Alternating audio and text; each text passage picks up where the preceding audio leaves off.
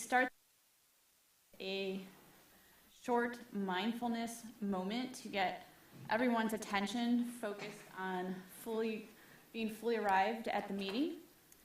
So this isn't mandatory. If you don't feel like doing it, that's okay. You can sit quietly during this exercise. So close your eyes if you are comfortable doing so. Or you can keep them open and just have a soft gaze downward. Bring attention to how you are sitting. Find a way to be relaxed and alert. We're going to bring our attention to our breath. We're going to take slower breaths. Inhale. And exhale.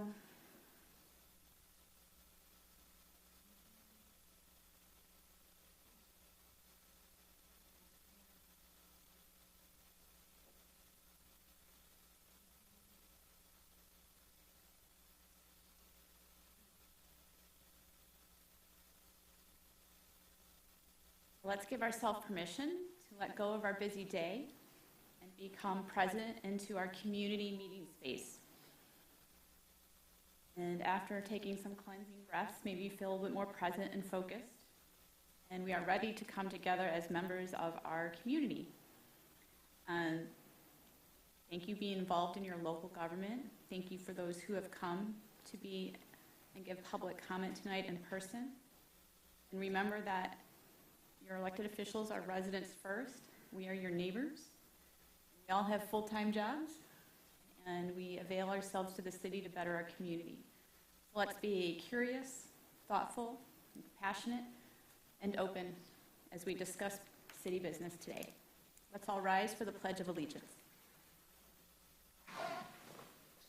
Pledge allegiance to the flag of the United States of America, to the republic for which it stands, one nation, under God, indivisible, with liberty and justice for all. All right. Madam Clerk, can we have roll call, please? Councilmember Mikulski? Here. Councilmember Leaks-May? Here. Councilmember Polika? Here. Here. And can we have an excused absence for Councilwoman James? I move that we excuse Mayor Pro Tem James from this meeting for personal reasons. Moved by Leaks-May and supported by Mikulski. Madam Clerk? Councilmember Leaks-May? Yes. Councilmember Mikulski? Yes. Councilmember Polika? Yes. Mayor Piana? Yes. And now we move to the approval of the agenda.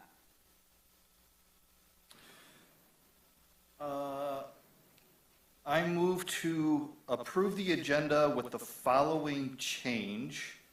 I would like to move 6G, the short-term repairs of Woodward Avenue and 9 Mile item, to the regular agenda 7B.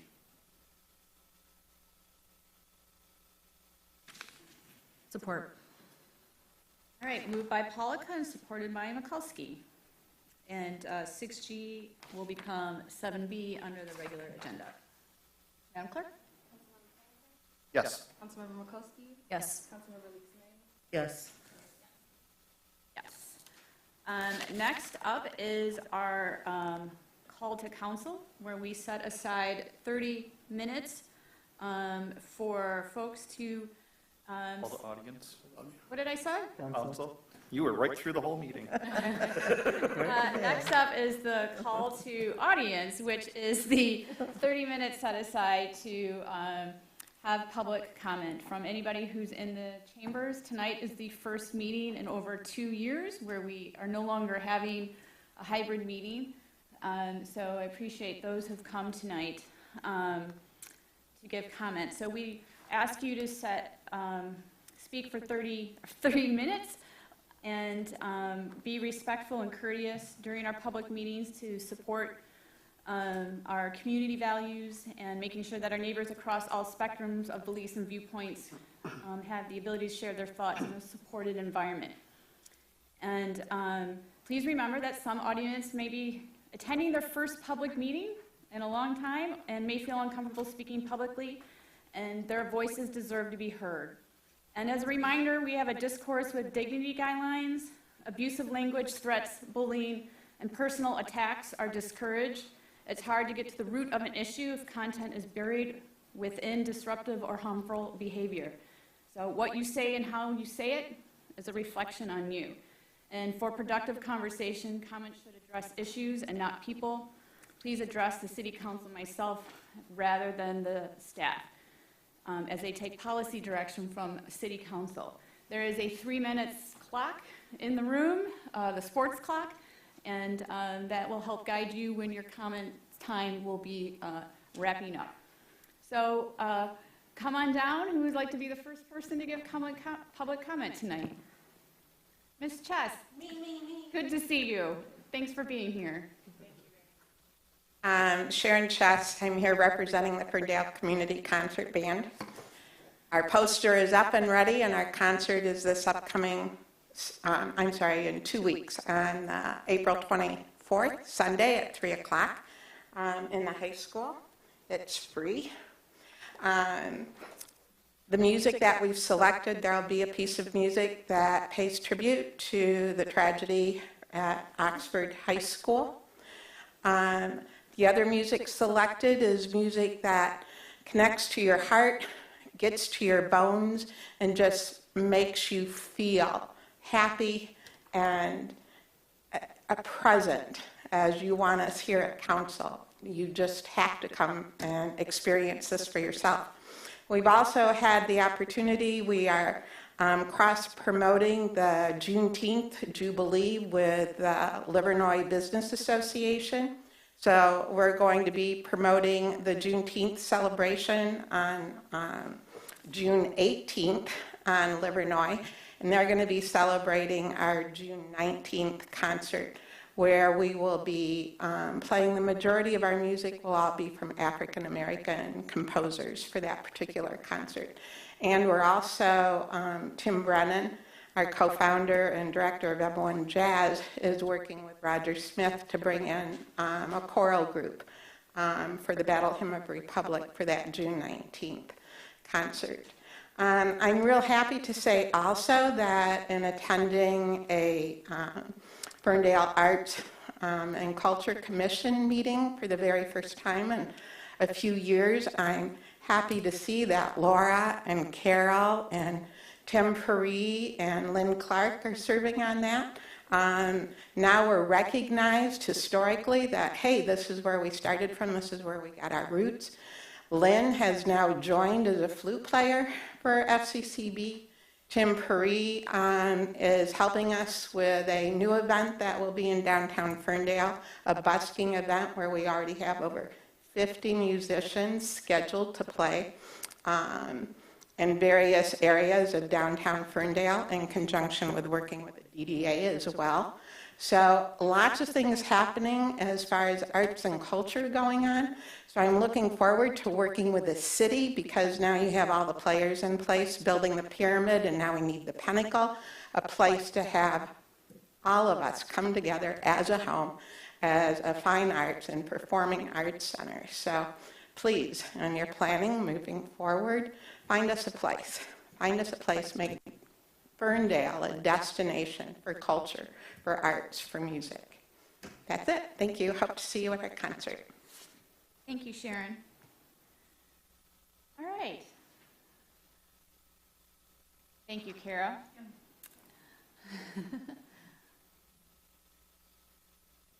Hello, good evening. Welcome. Mayor Piana and the City Council members, good evening. My name is Oscar Renat, and I'm currently serving as the president of the Elks Lodge, 22856 Woodward Avenue. I'm here this evening to address the City Council on behalf of the club. In the past, we have expressed our concerns with potentially negative effects the loss of nearby parking could have on our membership base. However, this evening, we are here to express our support in approval of Western Parking Project on 180 Vesser Avenue.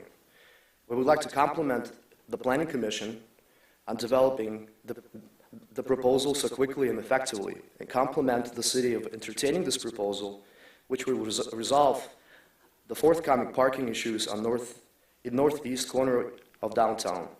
We hope and appeal that you would approve this project, allocate all necessary resources to ensure that this project is on the fast track, and most importantly, is completed before or shortly after the development on 140 Vester starts. We offer you our support and our commitment to continue working with you in the future as we have in the past. We thank the city for considering this proposal that would irrefutably benefit a number of residents, businesses, and organizations. We thank the city for the work done to address concerns we have expressed earlier this year. The Elks Club will continue its efforts to provide sponsorships, scholarships, food assistance, and other resources to our community. And by approving this project, you will facilitate the ease of our daily operations and ensure that our work to serve and better our community continues. Thank you very much for your efforts and for your consideration. Thank you for coming and conveying the thoughts of the Elks Club. Is there anybody else in the audience who'd like to give public comment today on anything on or off the agenda? Come on up, Stella.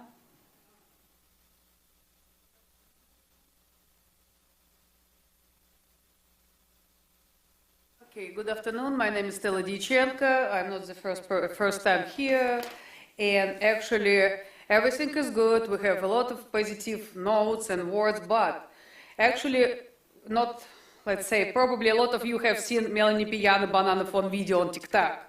In short, it's our mayor making fun of having to answer budget-related questions on parking revenue or lack of it. Making fun of us, taxpayers, with apparently deep pockets that have the nerve to question cost overruns, that was one of the many fiscal mistakes that put in Ferndale in repeatedly growing budget hole. Are we really facing $4 million budget deficit in the next year with no suspension of elective spending? Mayor Piano, when Lansing puts Ferndale into a receivership, you will be getting phone calls from Lansing that will be not on banana phone. And today, I decided to bring a little device for us to reach our mayor, and hopefully it will help her hear people better, especially us who pays her salary, and become better planner. My little present for you. Everyone who wants to talk to her after, use the phone and you'll be able chance to hear her better.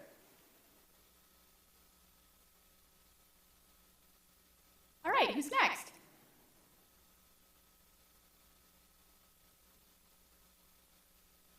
Hi, thank you. My name is Jordan Dorfman. I'm here not only on behalf of myself, but as the president of the Association of Lofts on 9, and also on behalf of the property owner at 165 East 9 Mile.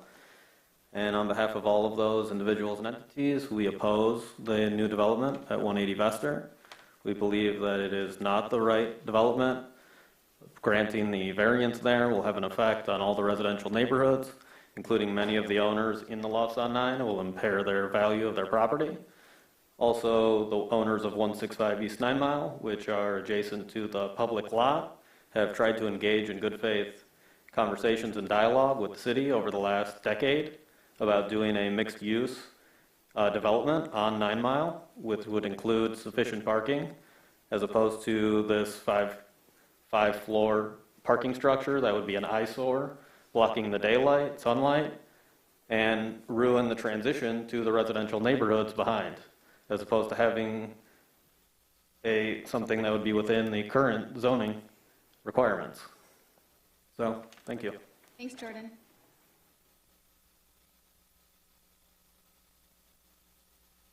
Anybody else in the audience?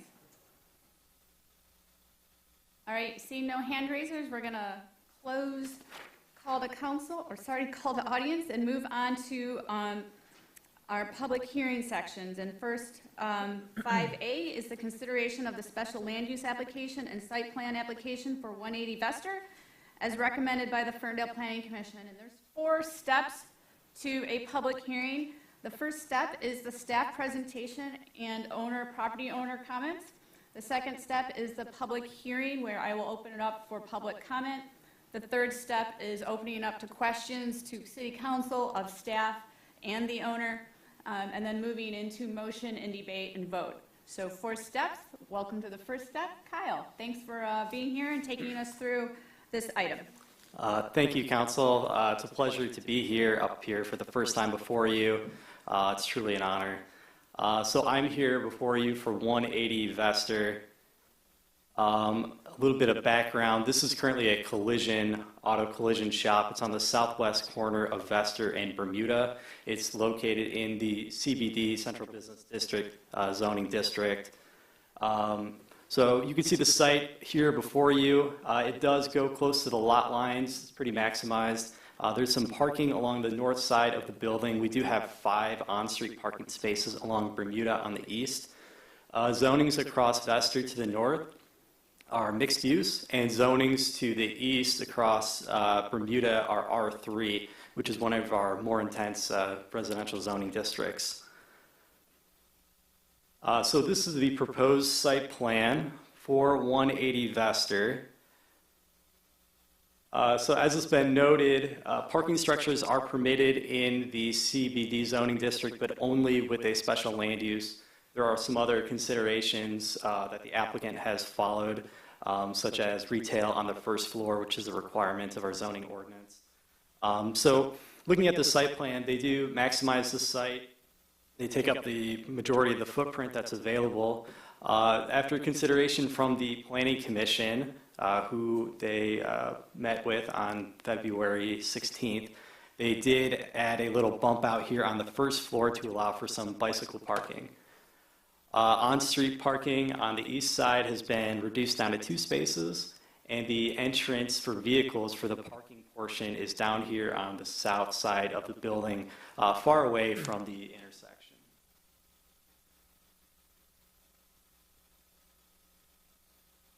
Here's the landscaping plan. So right now there's not even a single blade of grass out there, but what they're proposing is a significant amount of green space, trees, shrubs, grasses.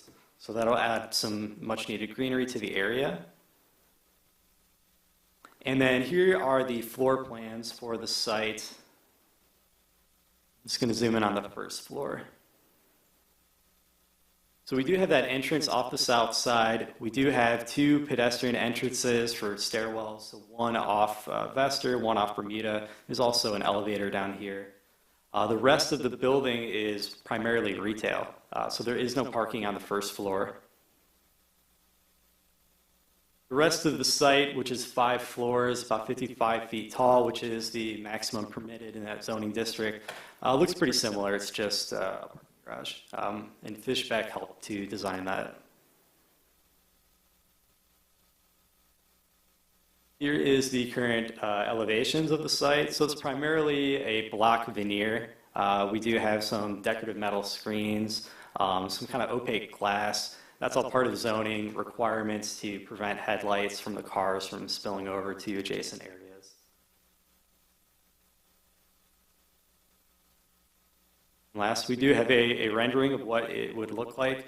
It's a little bit different than what Planning Commission saw. Planning Commission did recommend some warmer colors, so the architect is better equipped to, include that in this newest rendering.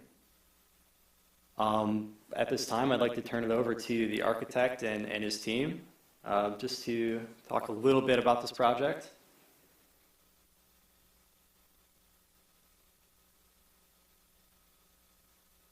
Good evening.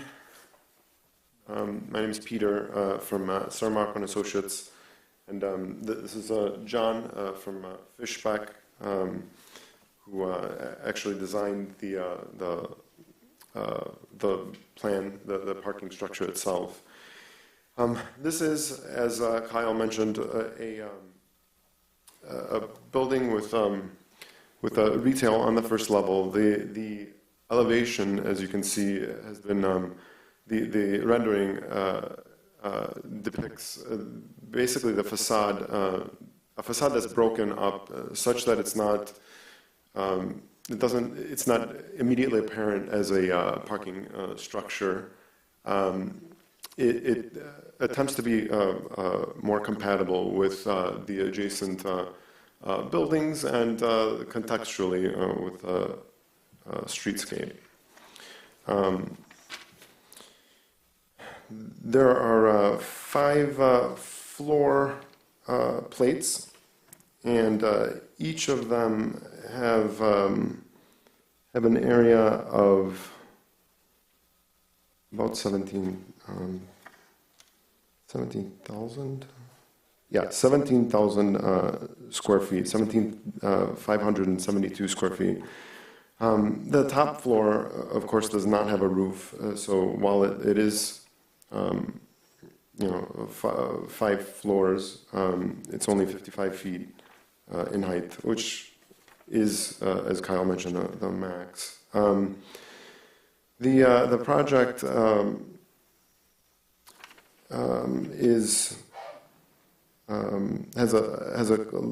we inset, since the last time we presented it, we inset the easterly facade in order to allow for bike parking.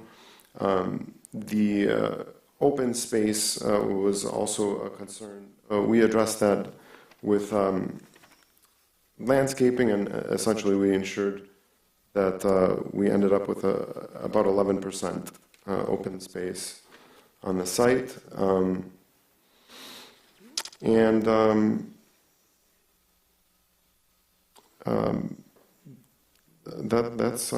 That's it in a nutshell.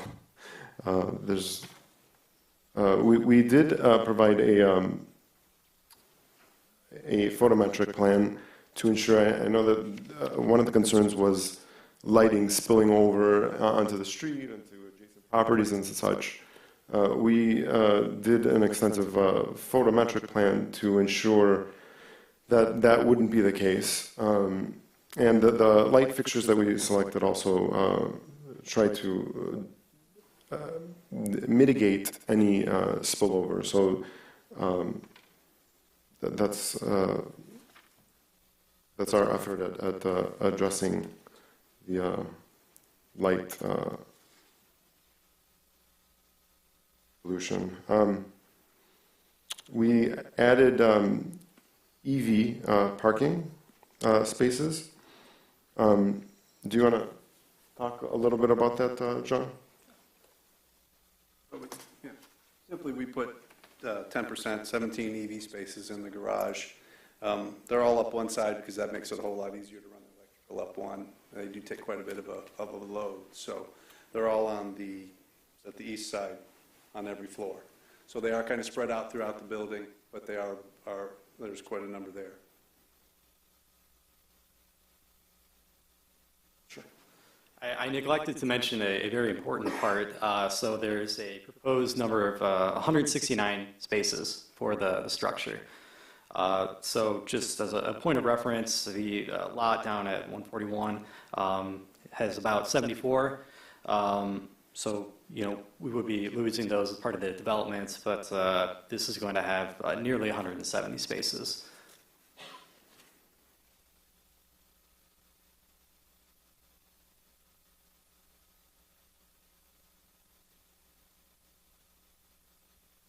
Is this the time to ask questions? Yes. Yes. Actually, no, we're going to go into the public hearing. If you are done presenting and staff is done presenting. Kyle, do you have anything more to add? Okay, so next I'm going to open it up to public comment.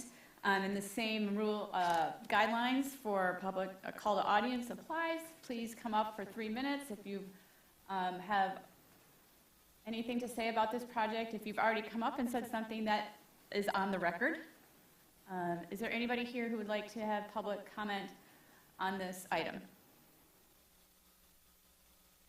Oh, well, let me open the public hearing. Anybody would like to have public comment on this item? Good evening, Dave. Well, sort of nice to be back here. It's, I guess first I'm going to just say it was wonderful to be at the MDOT meeting where our comments were really welcome. We really had a good discussion, because I haven't really felt that in this space. But just some comments about this parking structure, which is some good ideas, and then just some thoughts. And I know how we raised issues on the previous parking structure, and we're just ignored. But the one thing that we brought up before was about echoing, where we were assured that there wouldn't be any echoing, but yet there were into West Saratoga. So I do wonder if there's going to be echoing from car alarms onto the people in nearby.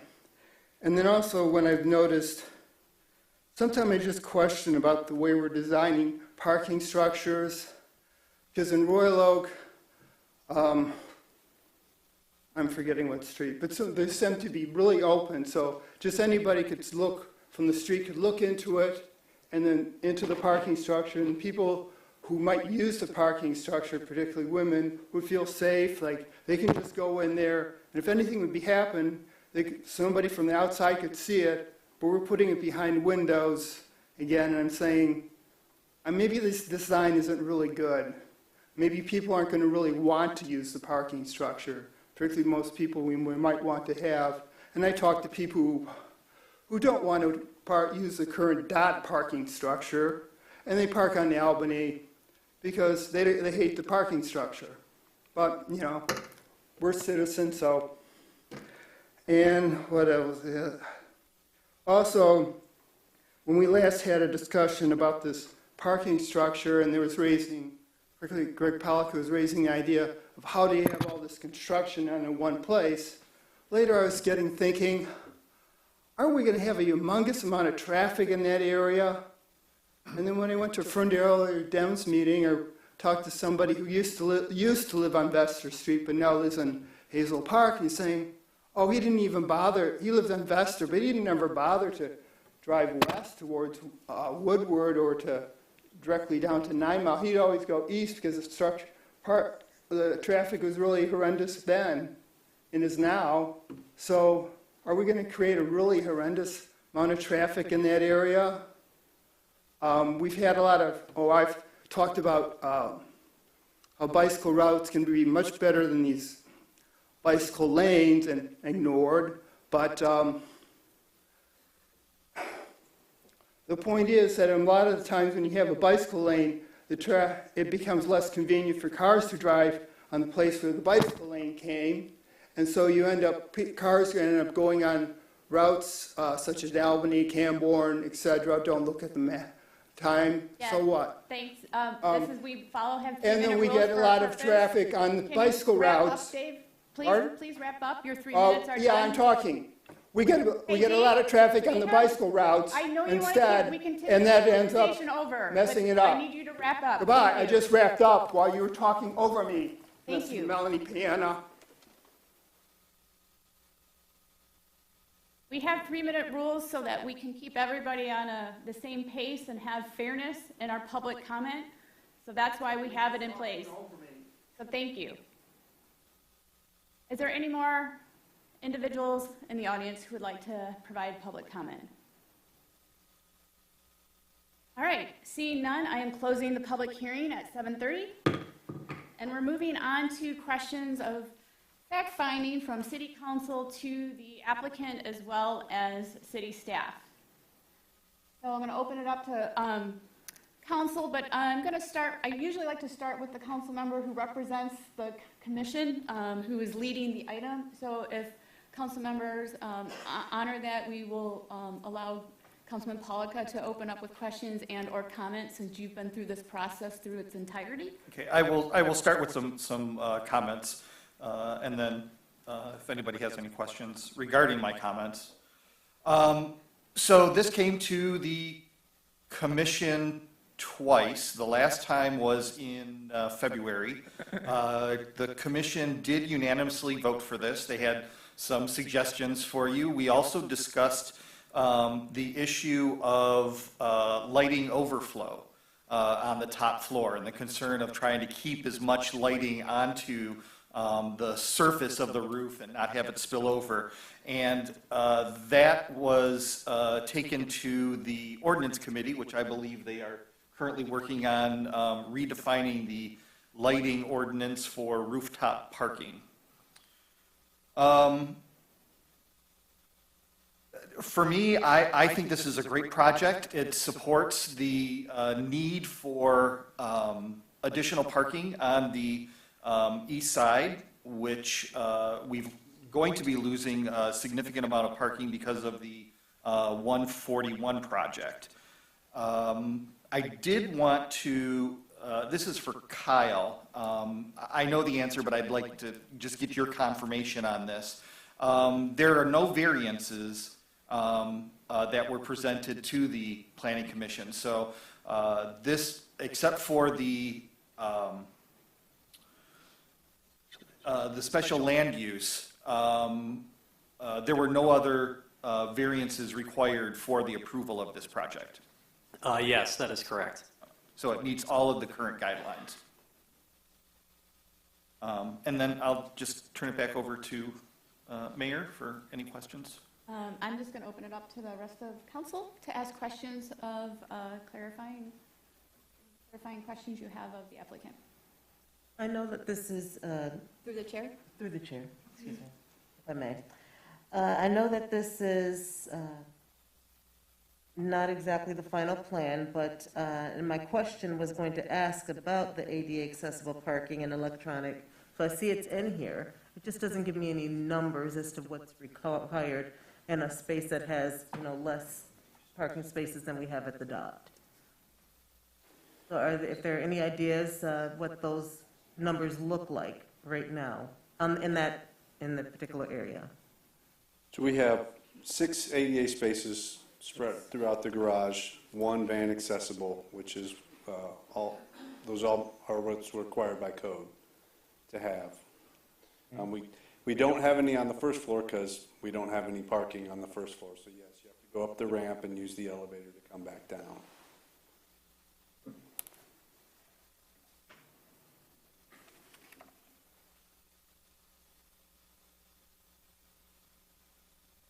Sure. Oh, I was going to say, and the electric?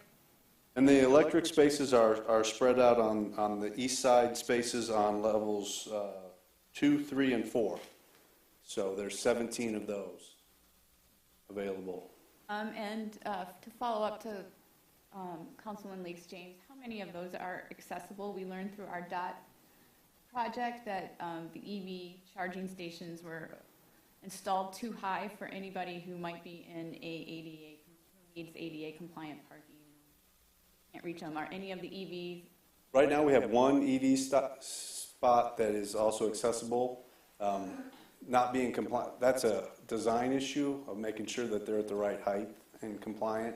And the EV industry was a little behind the 8 ball on that, but they're doing better now. So they're just like your pay stations on the street and stuff, they're making them all ADA accessible now. Okay. And if I may continue through the chair, just one more question regarding the bikes. Where will they be? Where will that be in this design? We positioned the bike parking on the east side of the building. We've inset the glass from the prior iteration of the plans. You can kind of see it in the rendering.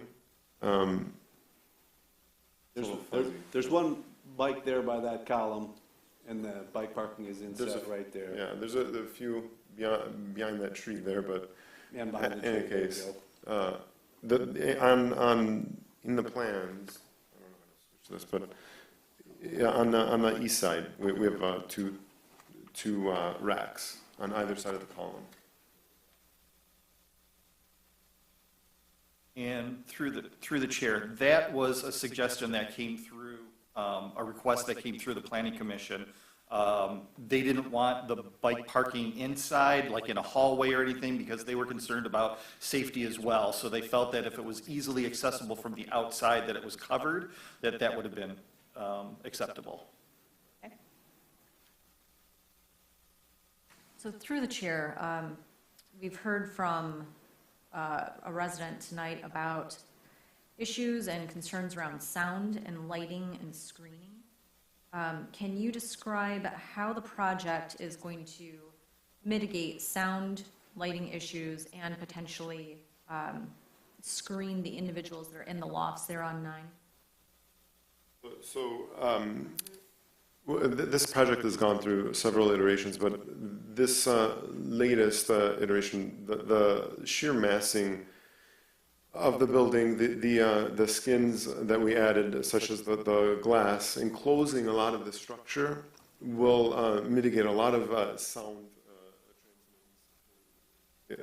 beyond the bounds of the parking structure itself. So that, as far as sound, a lot of that will be addressed by the opaque, the skin, essentially, the enclosure. That also has the same effect for the lighting on each level. In addition to, obviously, the photometrics that have been done to ensure that the perimeter is basically a zero luminance. The upper level, there will be a parapet, and the type of lighting that we're using on the uppermost level have shields to mitigate any upward light that would spill over onto the adjacent sites. A lot of that is apparent in the photometrics as well. The fixtures are cut-off fixtures, so the light shines down. You actually, unless you're standing right underneath it looking up, you can't see the bulb or anything that's creating light as a way to keep any glare from going out from the facility. And any headlamps, I don't know if that's what you meant as well, the lighting bothering the adjacent building. But headlamps would be mitigated also from essentially a wall that we are going to put at the edge of the parking spaces. May I ask a follow-up question on that? Please do. One thing I've learned from the DOT project is the rendering looked good, but the rendering didn't have any lighting on top. And so when the tall lights were installed, that's not what we had envisioned. But they were our legal requirements for safety lighting and everything like that. Are we going to see those on top of yours? They're not included in the rendering? So from the vantage, the perspective that we're taking the rendering, you wouldn't see them because the lighting is actually on far away from the edges. If you look at the photometric plan on the uppermost level, there's 4 points, and they radiate essentially from the center of the building. And so your vantage would have, I'm not sure how far you'd have to be, but very far. Yeah. Yeah. What it seems like what you've planned here is different than what we've installed on the DOT. So listening to residents and learning from the DOT experience. Deliberately, yeah. Okay. Yeah. And then I wanted to also follow up with another security question. We heard about security, the design, you can't see in, and I was wondering what your security design is. Most parking decks have security cameras now, and how is that going to be managed? And what does the design look like for that? So when we, speaking to the owner, we were talking about, obviously, as you mentioned, the cameras, and then just being well lit on the internal spaces, ensuring that there's enough light. Yeah. So we did the parking layout and the column design, and there are elements of that lead to that we call passive security. It's open stairwells that open column spacing so you can see across the garage from one side or the other. There are shear walls that are in the facade so that they're not in the middle of the building, obstructing views. The more open you can have it, and the more people can see and feel like they're not trapped in a small space, then the safer it feels. And so we've got a lot of those design elements just in the layout in order to do that, as well as the glass back stair towers so people can see in those. They used to, remember, if you think 30 years ago, they were all blocked in, and you always felt like you were in a cave inside the stair tower, but we don't do that anymore, so. Good design and good layout of the parking helps create that passive security that lets people feel more secure when they're inside it.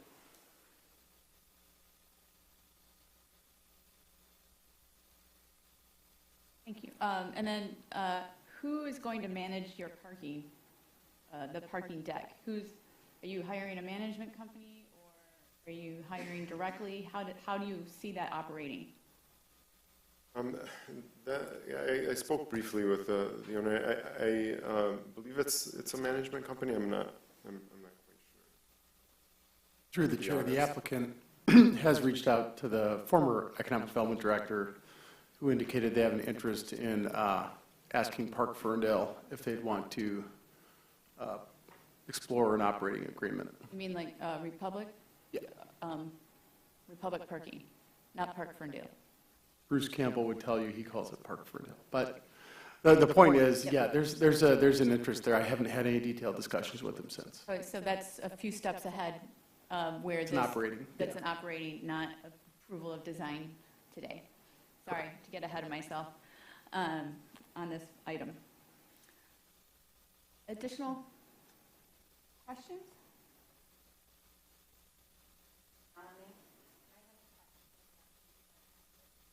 Technically not at this point, since we've already had the public hearing open.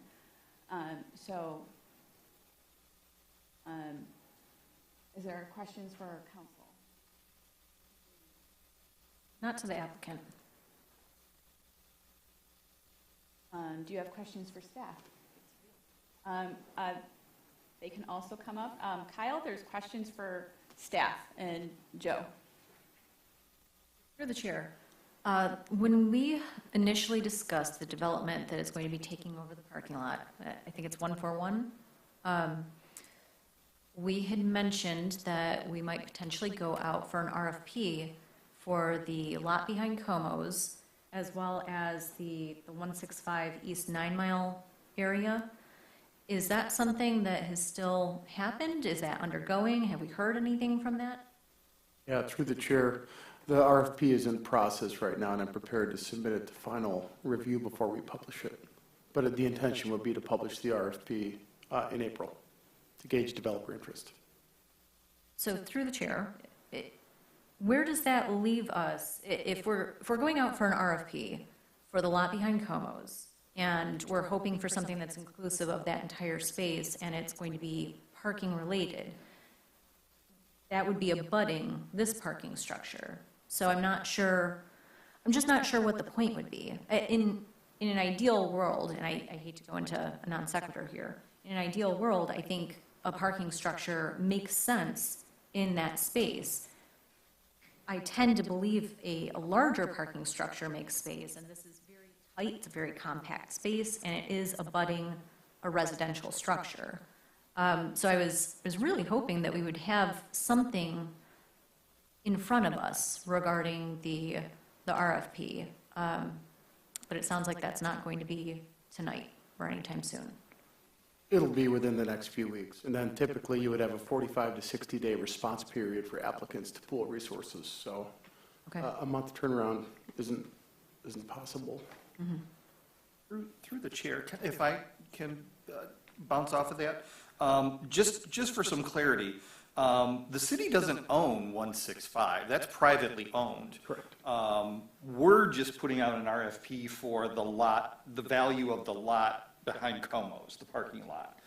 That doesn't necessarily mean that those two lots will be conjoined. Mm-hmm. There's been conversations in the past. The owners of that building many years ago decided to destroy a historic church and has left that property empty. And I'll be honest, I'm completely against supporting that developer from owning the public lot to do anything further. So the plan is to open the opportunity for this Como's lot, the lot, public lot behind Como's, to see what could be put in there. I don't think we could put just a parking structure there. It's much smaller than the collision shop. But I think there's an opportunity for us to utilize that space for retail, probably not office, residential, and this parking structure could really support that project. Are there additional questions? I mean, because you're asking a question about, parcel Sure. strategy, right? Which I think is, we all know, needs to be discussed. And we are responding to the initial request from the business community to create more parking for the 141 Vester privately owned project. So at that vote for that project, council committed to leveraging every strategy to find solutions to address the concern that there wasn't enough parking. And so Mr. Dennis Zoma, who owns the property, came, what I really see is coming to the call to the business community in response to this change. And so I think the strategy conversations are still ongoing, and the RFP could uncover more opportunities for at least the adjacent parcel. And so we will have to negotiate with that property owner because they're the property owner on the vacant lot. So this is the best project forward that the business community at the 414 Vester vote said that they supported, and we are moving forward very quickly through the planning process because the desire was to get this built before the Vester program. So that's kind of how we got here and why our architects and applicant are here today with this project. Yeah, through the chair, Mayor, I just want to summarize that with just one more distinction. Tonight's item is completely independent of the city's efforts for an RFP, and so should not be commingled as such. But the RFP, as I said, will be issued, and like any other RFP related to city property, there's public benefits that are tied to the city's master land use plan and strategic plan that it's up to the developers to pitch their most interesting value proposition. So through the chair, we are not pigeonholing that section, that Como's lot. It's basically whatever you want to propose for that lot. Is that correct? No, I mean, the benefits, I'm specific to city objectives that are related to city council policy, of them which could include parking spaces, but Sure. amongst other things. So, but that's really on the developer, and frankly, I don't want to lead the witness. It's up to the Sure. developer. Just not a specific use case. I'm not being specific about that. Okay, thank you. If I may, through the chair, with future developments, will the future development structure be tall enough for work trucks and ladders, racks to park? Because there's so many work trucks that are parked there during the day and use that street parking near Hambos. Will the structure, this is my question here, will the future development, with the future development, will the structure be, tall enough for work trucks with ladder racks to park, is a question.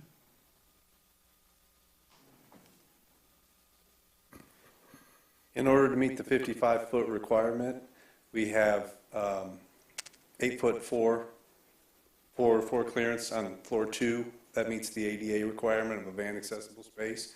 After that, we had to shorten the distance between the floors a little bit. So no, I don't believe they'll be able to drive trucks with ladder racks up to the roof. They'll be able to get some on the second floor, and that's it. But yeah, that was the compromise to get under the 55 feet that was required. Sorry, but that meets state code. Oh, absolutely. Yeah. It all meets code. 8'4" is tall enough to get a van accessible ADA van in there. That's above code. actually, we're still well above building codes.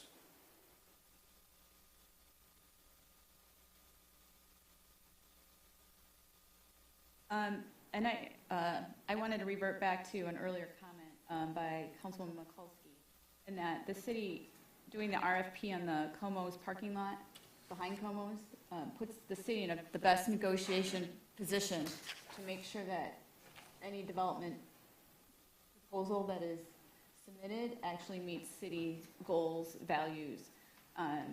So I really do think we're in a nice position to negotiate what the community desires in that area, versus just being an all-owned private property.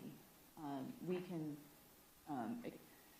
negotiate better outcomes for the community to make that project work for the community, not just the developer. So, all right, so we are discussing the merits of this development and the design and the massing and making sure it meets all the requirements, which the planning requirements, which the Planning Commission has done. Tonight is the special land use, which is required for council vote in order for this project to proceed. And if we vote for the special land use tonight, does this mean that this project will continue exploring whether it can be, that the applicant can get the capital it needs to build it? Doesn't mean that this is a final approval of everything, or is it? It's still not a guarantee that the No, tonight's approval would enable them to move forward and explore their capital stack, or their financing, essentially. Okay, right, because the banks require a good design project in order to estimate what your financing needs to be to see if this can actually be built. And I say this because our business community and residents at our 141 Vester meeting wanted a guarantee that it was going to be built, and we said there are no guarantees in development, but this is just one step in the process to move this project forward at a quicker pace to see if it can meet the demands of parking, as well as meet the needs and requirements that the business community and residents have set as a priority. If there's no more questions of fact from council, I encourage the council to consider a motion to proceed and move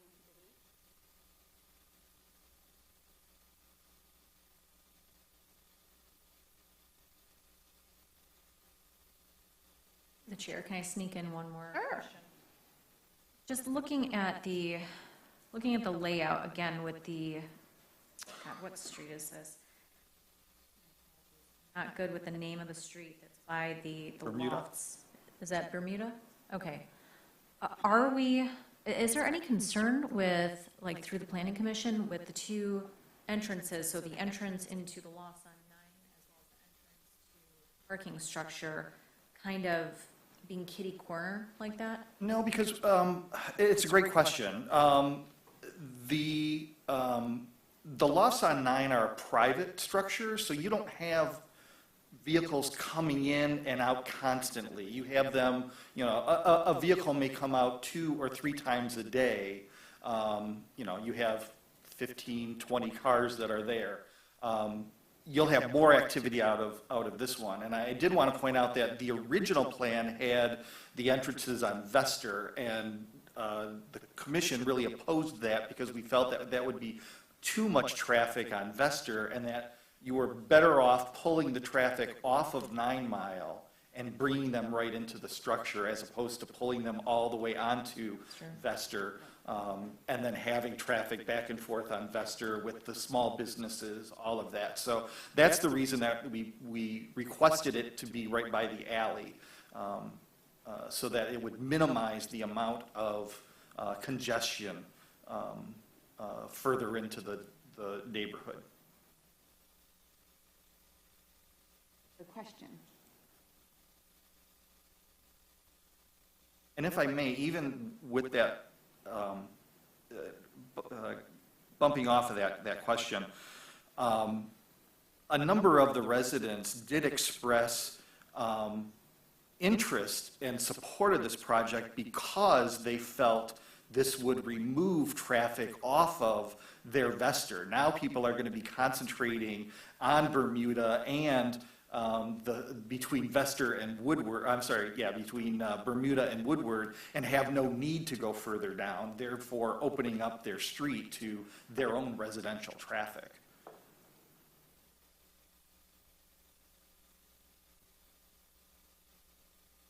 Thank you for that. All right, if there's no further questions, we need a motion to proceed.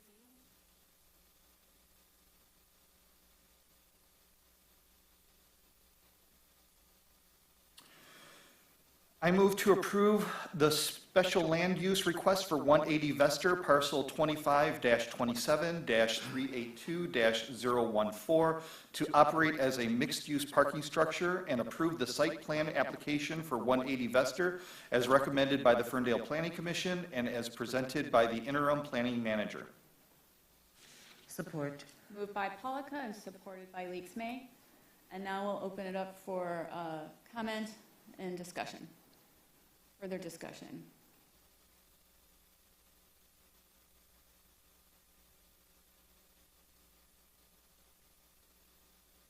I'll just reiterate again through the chair. I just think this is a really great project and really great use of this property. Again, the residents in the neighborhood, on social media, they have their own Vester neighborhood. I've seen a number of positive comments within that group about this project. I don't recall anyone being negative from that neighborhood group. And I wish Mayor Pro Tem James was here, because I know that she does support moving forward with this project. And I think it's great. I think having this parking structure now allows us greater opportunity to be more flexible with that Como's lot and with any other development that we may want to explore on the east side. What do you put first? Or what comes first, the chicken or the egg, the parking or the development? And I think this makes sense, because now you're supporting any future development without having to be overly concerned about availability of parking.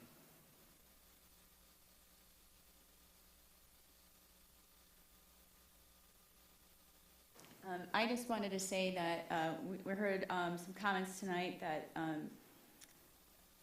this building is not the best fit for this area, but our master land use plan has had for years to go up to 55 feet, which is the highest building, and this has been a mixed-use zoned area for, I think, 20 years. So it's just taken a while for development, and the building is compatible with the residential next door in terms of height, and so I do have concerns with when you add more parking, you get more traffic. As another resident has said that tonight, the space that you create is what you get, but this is one of those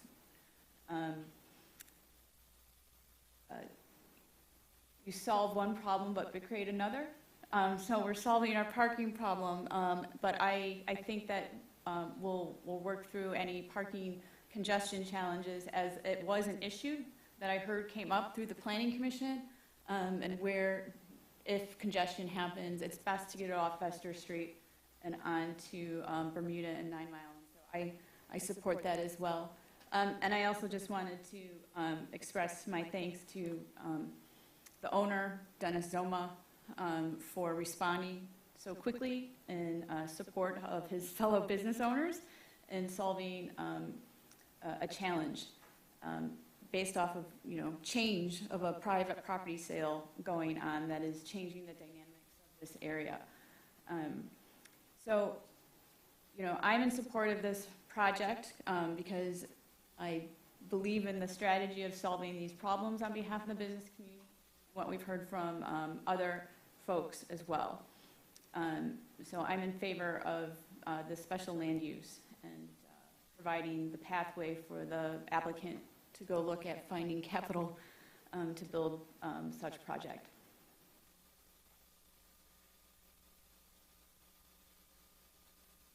Any other comments at this point? Through the chair, I also support this parking structure. If you remember my comments from back when we were initially discussing 141 Vester, there's a definite need, and there was such a public outcry from our businesses that without this component, that they were going to suffer. And so I'm very much in support of it. I feel the pain and the stress from the individuals that are coming from the lofts, because looking at the back of the loft, I guess I just never really realized that the lofts had these big, beautiful windows on the back of the building, which are going to be facing directly towards a parking structure now, so it's going to be part of their sight line. But since we have no other solution for parking, and we have to have parking to support our businesses, then I have to support this. And I do feel good about the fact that we are moving forward with this quickly to ensure that these individuals can still keep their businesses within our downtown, and we can still enjoy what they do.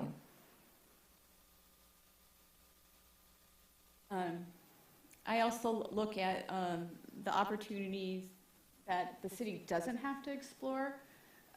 Because Ferndale Collision is automotive related, it probably is a brownfield site, and any other use other than parking would probably require city incentives to clean up the site to meet the standards of a different type of building use. So in one way, I see that we're saving tax dollars that could be used to incentivize a future building rather on this site. So I look at, the opportunities, cost-benefit analysis in my brain about the thing that we don't have to address on that site. So I think about those things. I do. Every brownfield site is going to cost the city money to clean up. That's what I look at. With that, if there's no more comment, can we move to vote? Yes. Yes. Yes. Yes, and that passes unanimously, and we wish the applicant success in finding capital. All right, next we're moving on to 5B, which is the presentation of the fiscal year 23-25 triennial budget, and leading that is our city manager.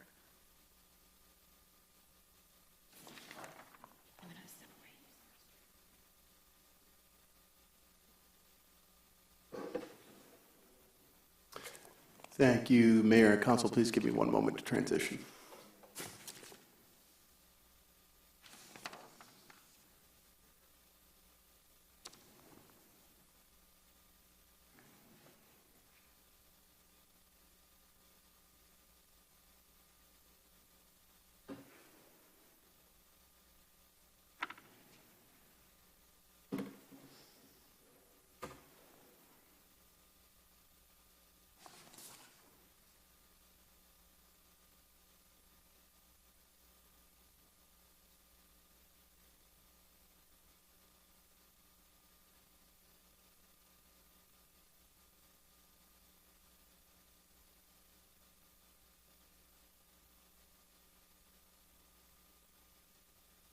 Only Monday.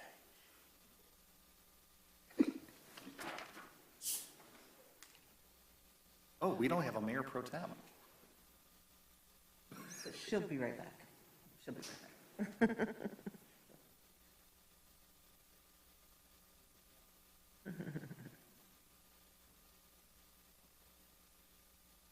Ladies and gentlemen, we are taking a small break.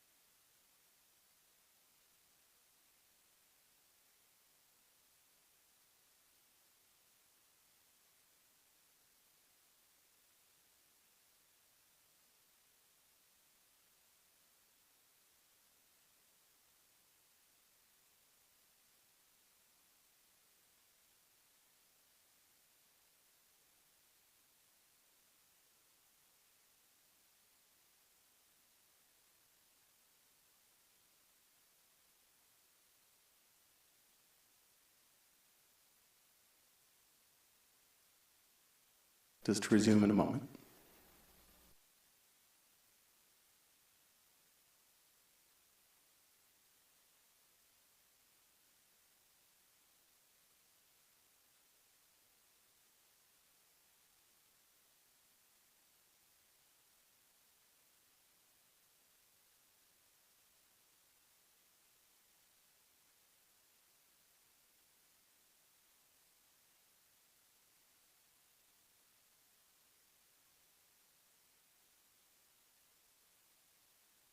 Everybody wait. No worries. It wasn't me. I needed the break. All right.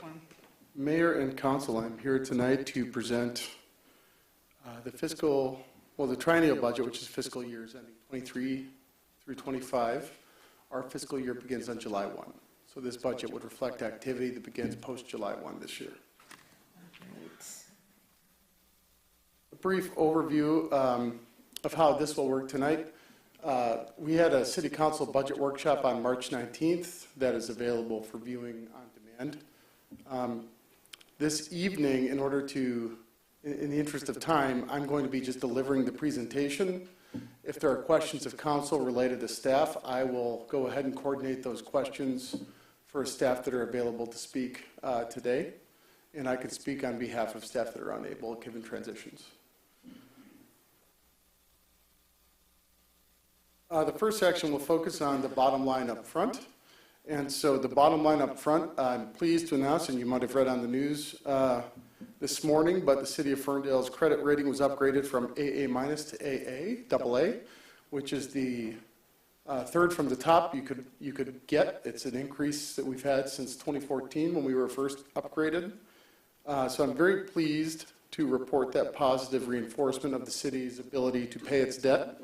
And it's a statement on, according to the creditors, it's a positive statement on the city's general economy, the regional outlook, and then fiscal management and policy. The second is you'll see the general fund is balanced between fiscal years 23 and 25. Capital funding should prioritize public safety, fleet, and city facility plans when available. That will be my recommendation moving through the presentation. And in terms of personnel, you'll see a theme of succession planning that continues as a priority for the city manager's office. Whenever we speak about personnel, we're looking at building depth and experience, and you'll see that theme ring through. The bottom line, looking at a four-year general fund projection, we have projected a balanced revenue and expenditure outlook. Through the end of fiscal 25 and fiscal 2026, as council understands, and is noted on the slide, the Headley renewal ends at that point, and so that would result in approximate $3.5 million reduction in revenues. We, of course, would make those reductions in expenditures for $3.6 million to match. Again, this is just an effort to illustrate the distinction between revenues and expenditures today and projected. When we talk about the general fund as a source of revenues, we wanted to provide a chart to help better understand all of the sources that the local government has in terms of revenues. In terms of revenues, in the public sector, we're relatively fixed. We get what we get. We don't have a lot of say in that. So the majority of our taxes, 40%, or majority of our revenue portfolio is 40% property taxes. About 15% is related to the Headley renewal. This is overall revenues for the general fund. State shared revenue makes up about $3.3 million. And fines and fees is another $3 million. That's largely related to 43rd District Court activity, which is restricted for court operations, and other fine and fees that we have related to the CD department and fire department. As you go on through the line, you have just other intergovernmental contracts, investments and rebates, and so on and so forth. But the large point is the property tax revenues really is the local government's largest source of revenue income, with 40% being property taxes that we collect and 15% being the Headley renewal, which expires in 2025.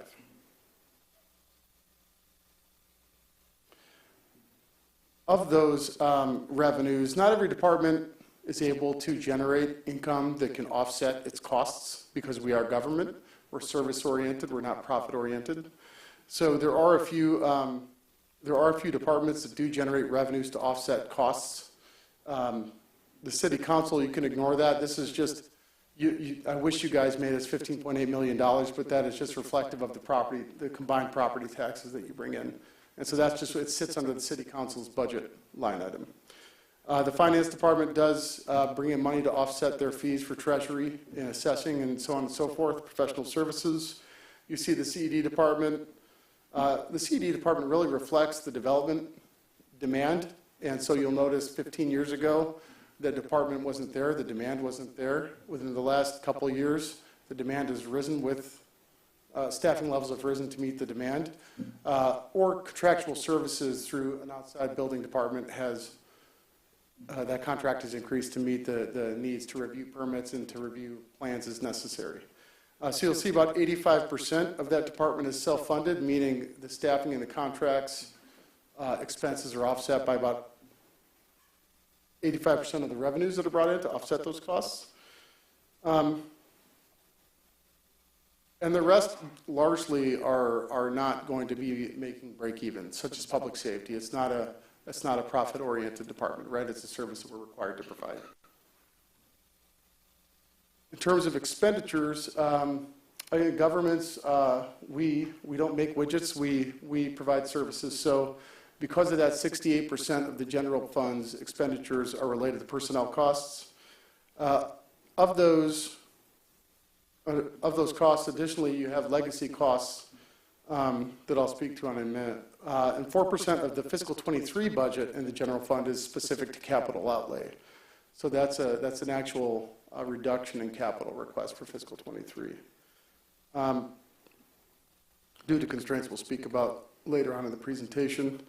21% of the other general fund costs are related to operational activity and legal expenses, insurance requirements that the government's required to provide, and utilities that we're required to provide as well and to guarantee. So a breakdown of personnel costs, when you look at, if 68% of the general fund costs are personnel related, how do you break that down further in terms of the cost of personnel? So 54% of our majority expenses is full-time wages and benefits. 2.4 million, or another 25% is benefits. So if you combine those, about 80% of our largest costs are wages and benefits, which is expected.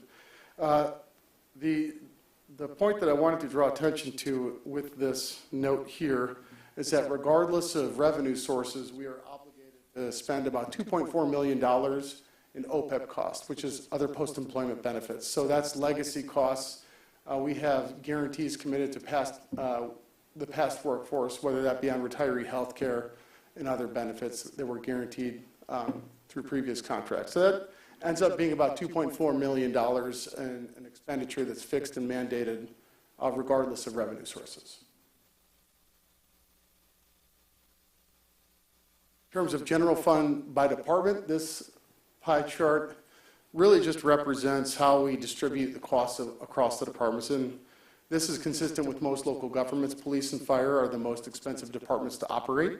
They're also the mandated services that local governments provide. So those two departments combined make up about 50% of the general fund's costs. You'll see the rest are really, you have 10% in DPW, about 10% in all of City Hall, and 8% in the district court, and then smaller departments, and so on and so forth. I just want to clarify the city administration, City Hall, there is a text in case the audience can't review it. That includes the city manager's office, election function, the clerk function, the finance function, human resources, communications, special events, and legal contract, legal services. So for fiscal 23, shifting it back to capital, staff initially submitted about $2.1 million in capital funding requests for projects. The bullet point on the left you see is a summary of the initial amounts that were requested. I approved funding for approximately no more than $800,000 in capital fund requests.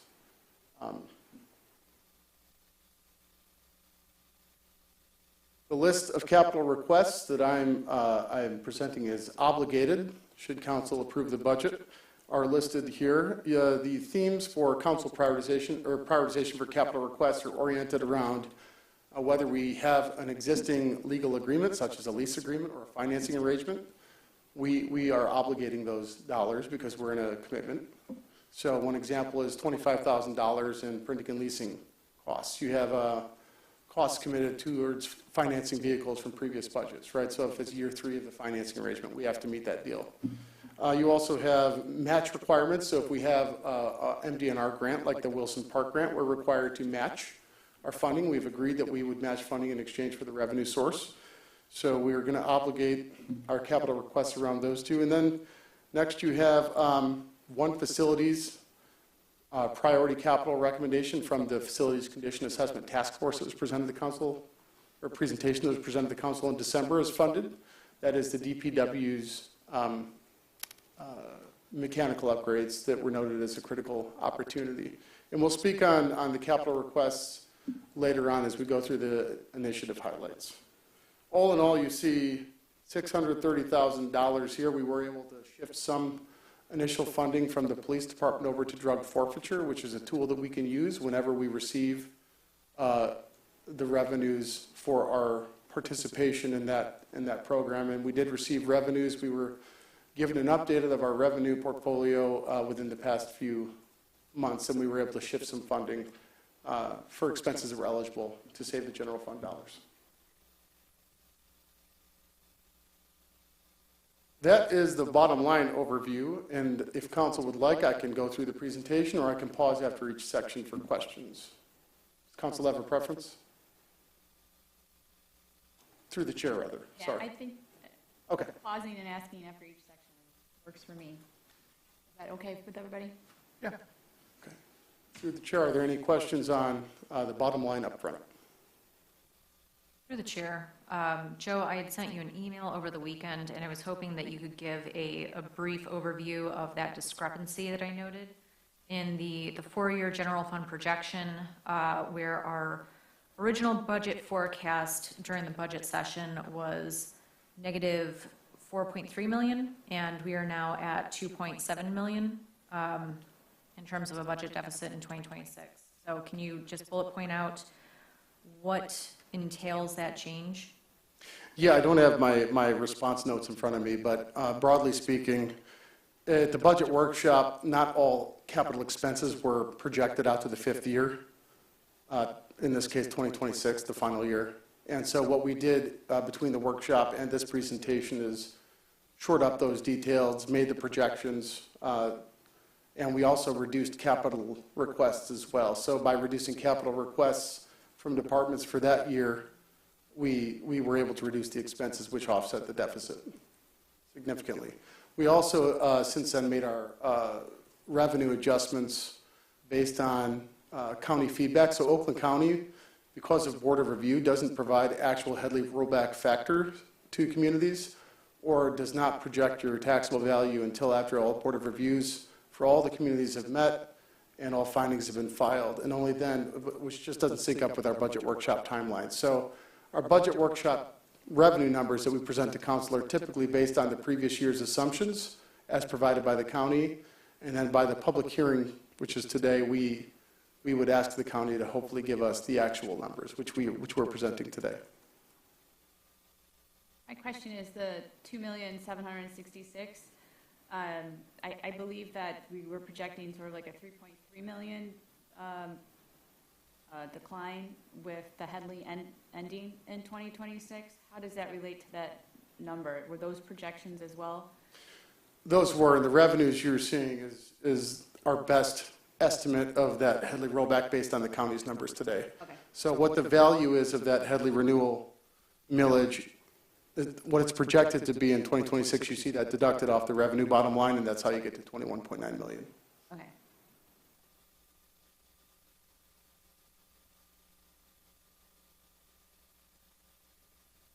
Through the chair, just 2 more questions real quick. Sure. Can you talk to us a little bit about state revenue sharing and how that has impacted our 3.3 million that we have within the general fund? Yeah, there are two principal types of state revenue sharing. There's constitutional revenue sharing. That's provided by Lansing, and that's baked into the Constitution. That is based on, it's formulaic and it's largely based on census results. Our census actually, our census results declined in terms of population, so our state revenue sharing really is remaining flat constitutionally. On the statutory side, that is revenue that is budgeted and allocated based on Lansing's legislature. This year, that formula actually increased projections by about 200,000, which is It was a 3% increase across the board for all cities, right? for all cities, and that's largely related to federal dollars coming into the state and increased sales tax collected by the state than they otherwise didn't expect during the pandemic. So they're redistributing a lot of those revenues through statutory revenue sharing, which is formulaic, which is an easy way for them to allocate across all the communities in the state. What should they be funding us on if they funded it fully? Because the 3% increase was from a decrease like a decade ago, right? So this is where the state said that they would redistribute tax dollars that from the cities and redistribute it. And that is where the state has balanced their budget on the backs of cities and haven't actually fulfilled their obligation of redistributing that money back to cities. So it's causing, cities not to be fully funded as expected when the policy was created, I don't know how many decades ago. I would not disagree with But any of that. I don't know what the 100% statutory funded would mean, but I think it would be over $1 million if they fully funded it at the level that they're supposed to, would be coming to the city of Ferndale. The Michigan Municipal League did a Serve My City website that they stood up that actually looked at the data and looked at all of the money that the state did not allocate to locals over the past few years, and it's searchable, so we could find Ferndale's numbers for you and bring that up at the next budget That would be fantastic. option. The last note on that is because it's statutory, it's only, this increase is only for this year. They could very well decrease next year. It's really subject to the state's economy, as the mayor said. It's really the state balancing its budget first, and they'll do that. They can do that by restricting on what flows downward. My old mentor said that all cities are creatures of the state. The third most recent contribution from the state that is directly correlated with marijuana activity is state revenue sharing along marijuana sales tax. And every community that was an opt-in that has a retail license that is in operation at the time of the state's budget adoption, which is October 1st, gets a piece of revenue sharing based on a formula I believe drafted in the legislation that was adopted by the voters. So essentially, the state gets paid first, and then the school districts get paid, and then the locals get the final dispensation. So the sales tax must have increased this year statewide for marijuana sales because the city's revenue sharing increased from $28,000 per license to $56,000 per license. Wow. So, and we only, while council has approved up to 6 permits, and we, at the time of the state's budget on October 1st, there were only 3 with the C of O, and that's all that counts. So whatever has a C of O and is operating as of October 1st is what counts towards the next year's revenue sharing. And you just lump that money into the general fund, and, right? That actually Is there a goes- separate line item for that? It's actually included in the CED departments because they ultimately are accountable for processing, overseeing, and managing all regulations related to marijuana. CED, not CB. I did not say that.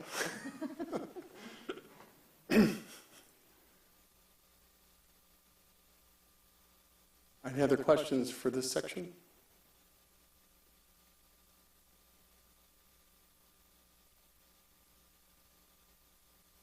All right, this section really focuses on millage rate history and projected millage rates for fiscal '23 for your consideration, and also a review of the Headley renewal in more detail.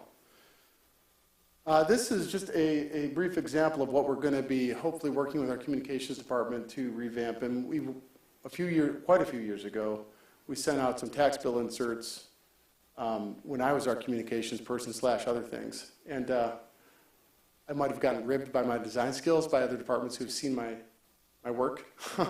But we sent out a tax bill insert that explained all of how to read your tax bill, essentially. So on the left here is a snapshot.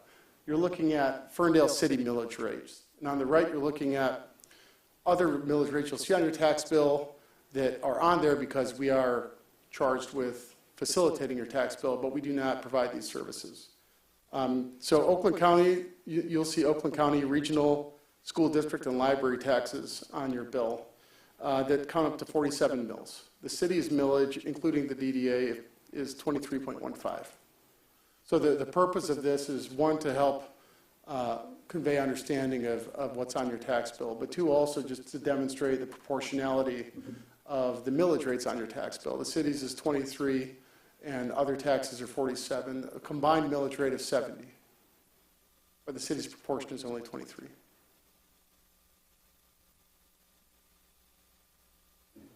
If you look at this map, we actually provide this every year just to kind of illustrate the differences between what one mill can raise in each community. And I often refer to these, to simplify these, as monopoly dollars. So one mill in Ferndale raises $738,000.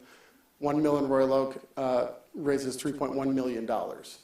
And I say that because this is the millage is really a reflection of your tax base. And so in Royal Oak, they have a robust industrial sector, commercial, and more residential. But the majority of their tax base is largely benefited by their industrial and commercial properties that they have.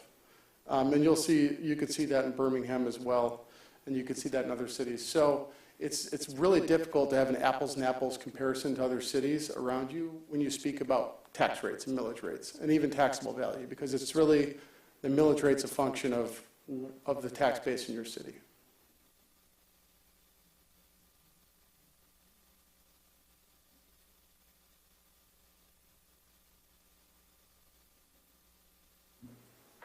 Our finance department reached out to Oakland County Assessing, who is the city's assessor, and they were able to get some information concerning the number of unique housing sales that have occurred in Ferndale over the past several years. There's been a lot of comments and questions about how much of the city has flipped and how many properties have uncapped. And this is our effort to kind of demonstrate that. This is the best data that Oakland County can provide. So Oakland County gave us a high-level sales report of property turnover in 2015 to 2020. So at the high level, the city has about 9,400 residential parcels. Of those parcels, 3,569, or about 38%, have sold since 2015. And of that 3,569, 67% were for filed principal residence exemption paperwork, which tells me that they're homestead. The intention is to be homestead. So 38% of the properties in Ferndale have turned over since 2015, which would uncap taxable value. And then of that 38%, 67% are homesteaded. And I can't confirm the status of the others, but I can presume that they're non-homestead.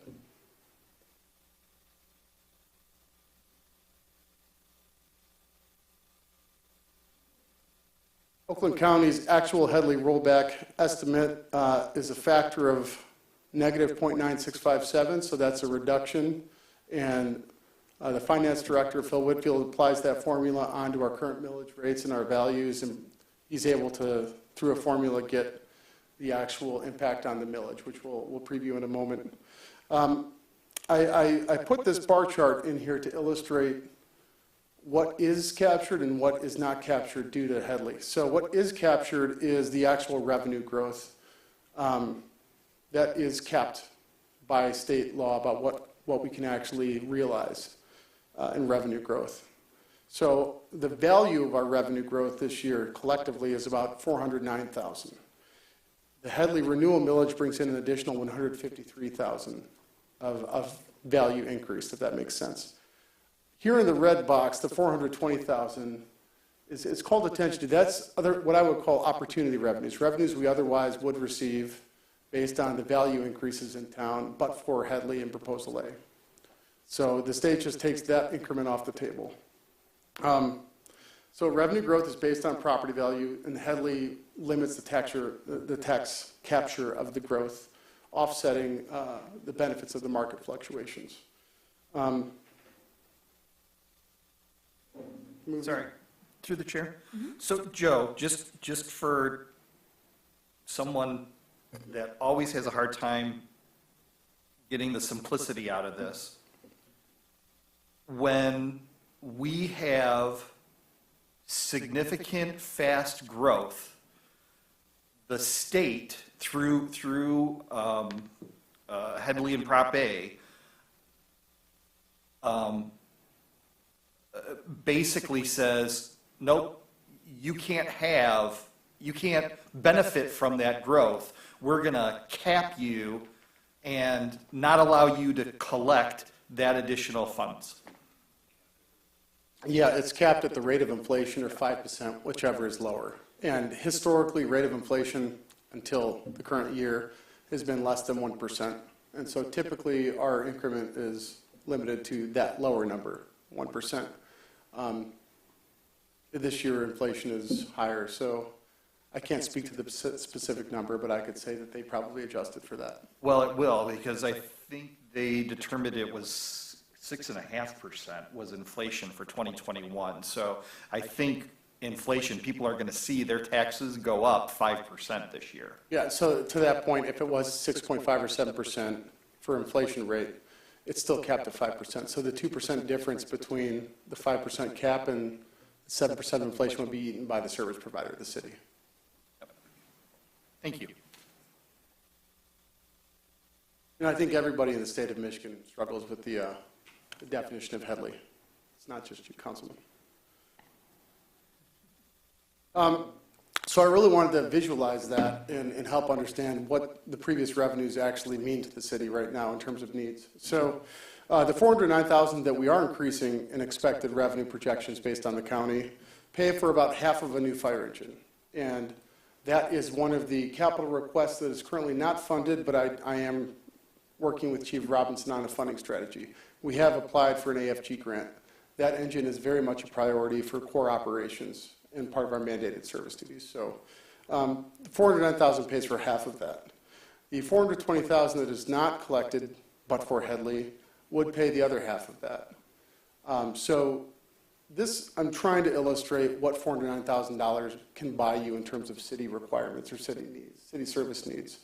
If you look at the Headley renewal, that increase is expected to be what we actually will capture. There's an increased value of $153,000 in tax capture to the city for that millage renewal this year. And so we are proposing, and I'll speak to this later on in more detail, succession planning for the fire chief by giving her an assistant fire chief position and restoring that position, which was funded, I think, in the early 80s. We don't have a succession plan for the fire chief at this time. $153,000 is roughly the cost of a fully burdened director level position at that level. Sorry, through the chair. And just for clarity, that means the insurance that we have to have on that individual, the federal, state taxes that we pay, their benefits, all of that. That's not $153,000 a year salary. No, correct. Yeah, if you go back to my revenue or my employee pie chart, 85% of our costs are related to wages and benefits. So that's what it is for fully burdened executive level position. Market rate.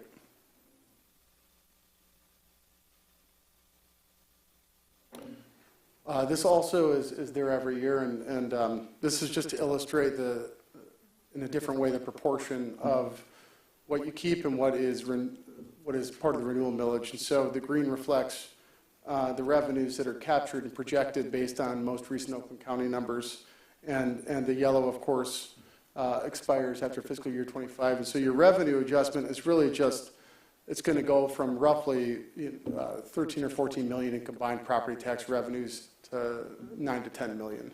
And so there's just revenue and expenditure decisions to be made at that point. Through the chair, can I just jump in here real quick? Please. Why would the fiscal year 2025 and fiscal year 2026, why would we project a decline between those 2 years in property tax revenue on that slide? The Headley renewal expires December 31st, 2025. Barring the Headley renewal, just the green bar property taxes. Oh, that's a good point. That should be relatively flat.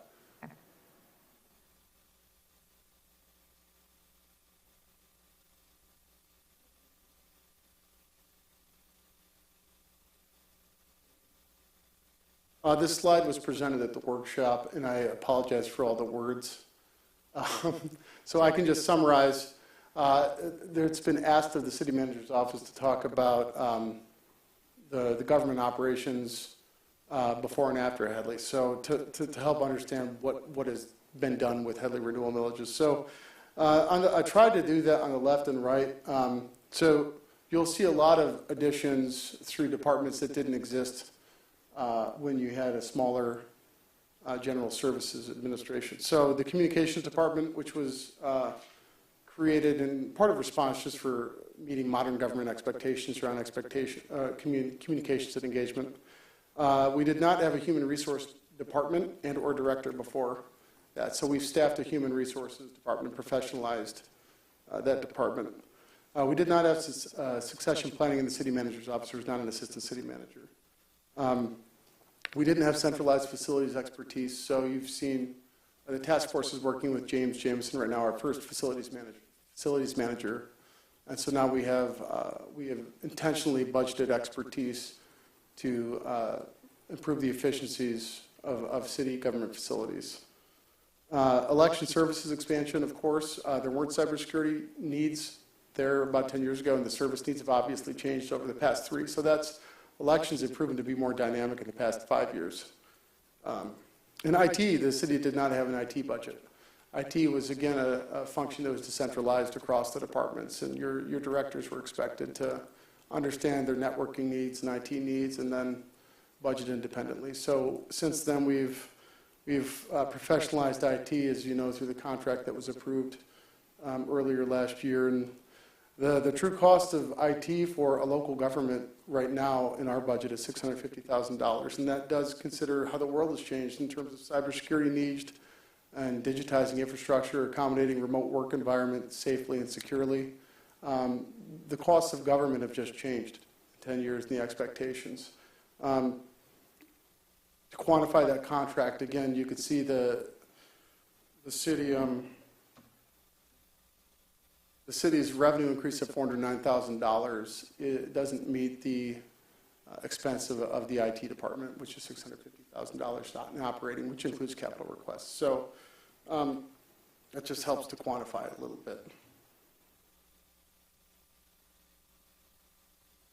Looking at millage projections, it is a reduction because that's the function of the Headley. So you have a functional millage reduction for fiscal 23 projected for the general fund. So we do expect the budget resolution to be 21.3105.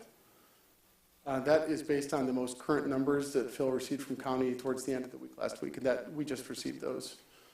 So those are hot off the presses.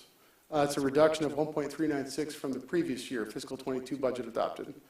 You will notice I am recommending the council consider the reinstatement of a Public Act 359, which is also known as a publicity tax. So it's the state does provide an opportunity for every local government to impose a publicity tax to help fund communications needs and promotional needs for the community. But it can raise no more than $50,000 net for the city, and that's mandated under law. So I try to quantify that. The impact on the tax bill, if your house is valued at $250,000 or less, the most you would pay is $5 to $6 on it. If your property value is at $500,000, so if you're a new construction home and or property business, it's $13 to $14 per year.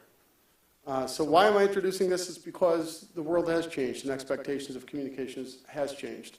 And right now, we don't have a stable funding source. So what I would propose is that this revenue source be committed, which it's required to be committed, towards supporting communication and promotional needs. And I'll speak to that in more detail on what's actually requested later on in the presentation. Part of that request is related to meeting demand and better expectations for our information services. I would call that 311 services. So we have heard and we'd like to support feedback on customer service improvements specific to a lot of our digital service offerings, whether that be through C-Click-Fix, whether that be through the city's website. We don't have a dedicated asset really managing customer service related requests at the City Hall phone system as well. So I would propose working with the communications director to fund a 311 level type of position to improve focused service. And relatively speaking, it's a small impact for a large benefit potential. Small impact being, it's capped at 50,000 raised throughout the community. So the majority of our households, based on the most recent assessing reports that I have read, would fall into the $250,000 or less item. And I could use, I can't be more specific than that, but if Councilman Pollock is okay, I can kind of use his as an example. That's a good Headley example. Councilman Pollock volunteered some information about his discrepancy between the taxable value and assessed value. I don't want to speak for you, so do you mind just... No, I can. So in my instance, I bought my home a number of years ago. So my taxable value and my assessed value there's a very large gap. So my state assessed value is at $165,000, but my taxable value is at $39,000. So my rate would be based on the $39,000 taxable rate. And I think I calculated out that it would cost me $1.65 additional a year to support this change. So. Correct. So if you're a long-term homeowner that hasn't sold their house and you haven't uncapped for your values, well, the Headley and the Prop A proposal A by the state have just incentivized long-term homeownership. So there's a benefit from folks who have stayed in their houses for a longer period of time, generally for all city services. Your taxes reflect your assessed value and not your taxable value and not the assessed value. Sorry, it's so many. The assessed value is the market value. That's what the market says your house is worth right now. And the housing market is bananas right now. So, but we don't necessarily, our taxable value doesn't reflect the assessed value across all departments or across all properties. And in my mind, $1.65 for a newsletter and a website is pretty good for me. Well, it's staffing. Can I ask a history question? When did City Council, because I was part of the council that voted to end the publicity tax. I know when it is. When did that happen? When Headley was passed, you were on council at the time. I wasn't actually. But you guys agreed to remove it because Headley did pass. And because it was such a small amount, council felt that they could absorb that in the Headley override. I don't know, I thought it was, so this was before Kara. Oh, yeah. Yeah. This was before having a communications department, which the publicity at the time, if I recall now, thanks for jogging my memory, was we really didn't have a defined deliverable or outcome. We had cable. We had cable. And that was what the publicity tax was paying for. Joe is proposing a more defined use and benefit of this tax, whereas 10 years ago, it was just coming into the city and we didn't really use it well other than for cable. So I think this is a lot more strategic than what the tax had been collected for since, I don't know, decades prior to council ending it in 2011, 12-ish. Yeah. And because that is subject to the $50,000 cap, that limits the millage based on Oakland County's current projections for us to 0.0631. What's interesting is it's still lower. The total millage rate is still lower than what it would be in fiscal 2022 actual because of the rollbacks. Your total, right? Oh, yeah. Even with it added, it's still less than what taxpayers would be paying in total millage rate in fiscal 2022. Every millage except for debt service is subject to a Headley rollback. So this will roll back every year as well? Yes. So we'll have less than 50,000 coming in over time.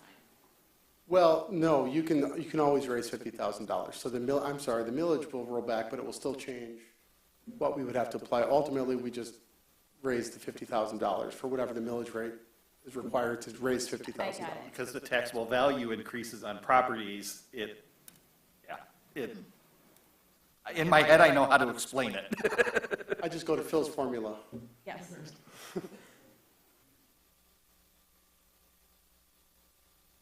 Before we move into the expense side of things, which is focused on program-based budgeting and how we've organized staff initiatives this evening, are there any questions, additional questions on the millage section? Okay.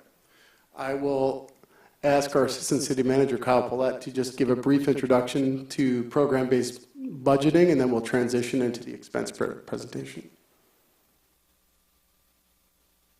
Mayor and Council, you are familiar with PBB at this point, but for residents and those uninitiated, in 2020 we added program-based budgeting as an adjacent budgeting system, which is essentially designed to take the line item budget and break it down into categories that regular residents would be more familiar with, such as emergency medical services, fire response, police patrol operations, instead of separate lines,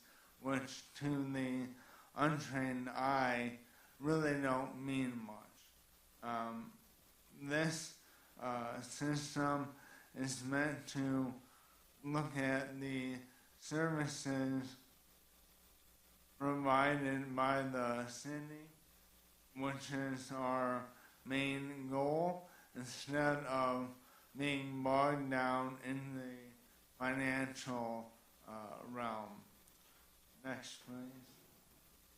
You'll note on the top there's a URL. If you link that, if the audience links that or goes to that, that is a dashboard of the city's budget as reflected in programs. It's sortable by department or area of interest, and all of it is based on inputs that we feed into it directly from our accounting software once a budget is adopted. And this is what it looks like. So the previous three budgets are available right now, and I will attempt to have the new draft up by the time council adopts it at the end of April, so folks can review that draft budget and be prepared with any questions.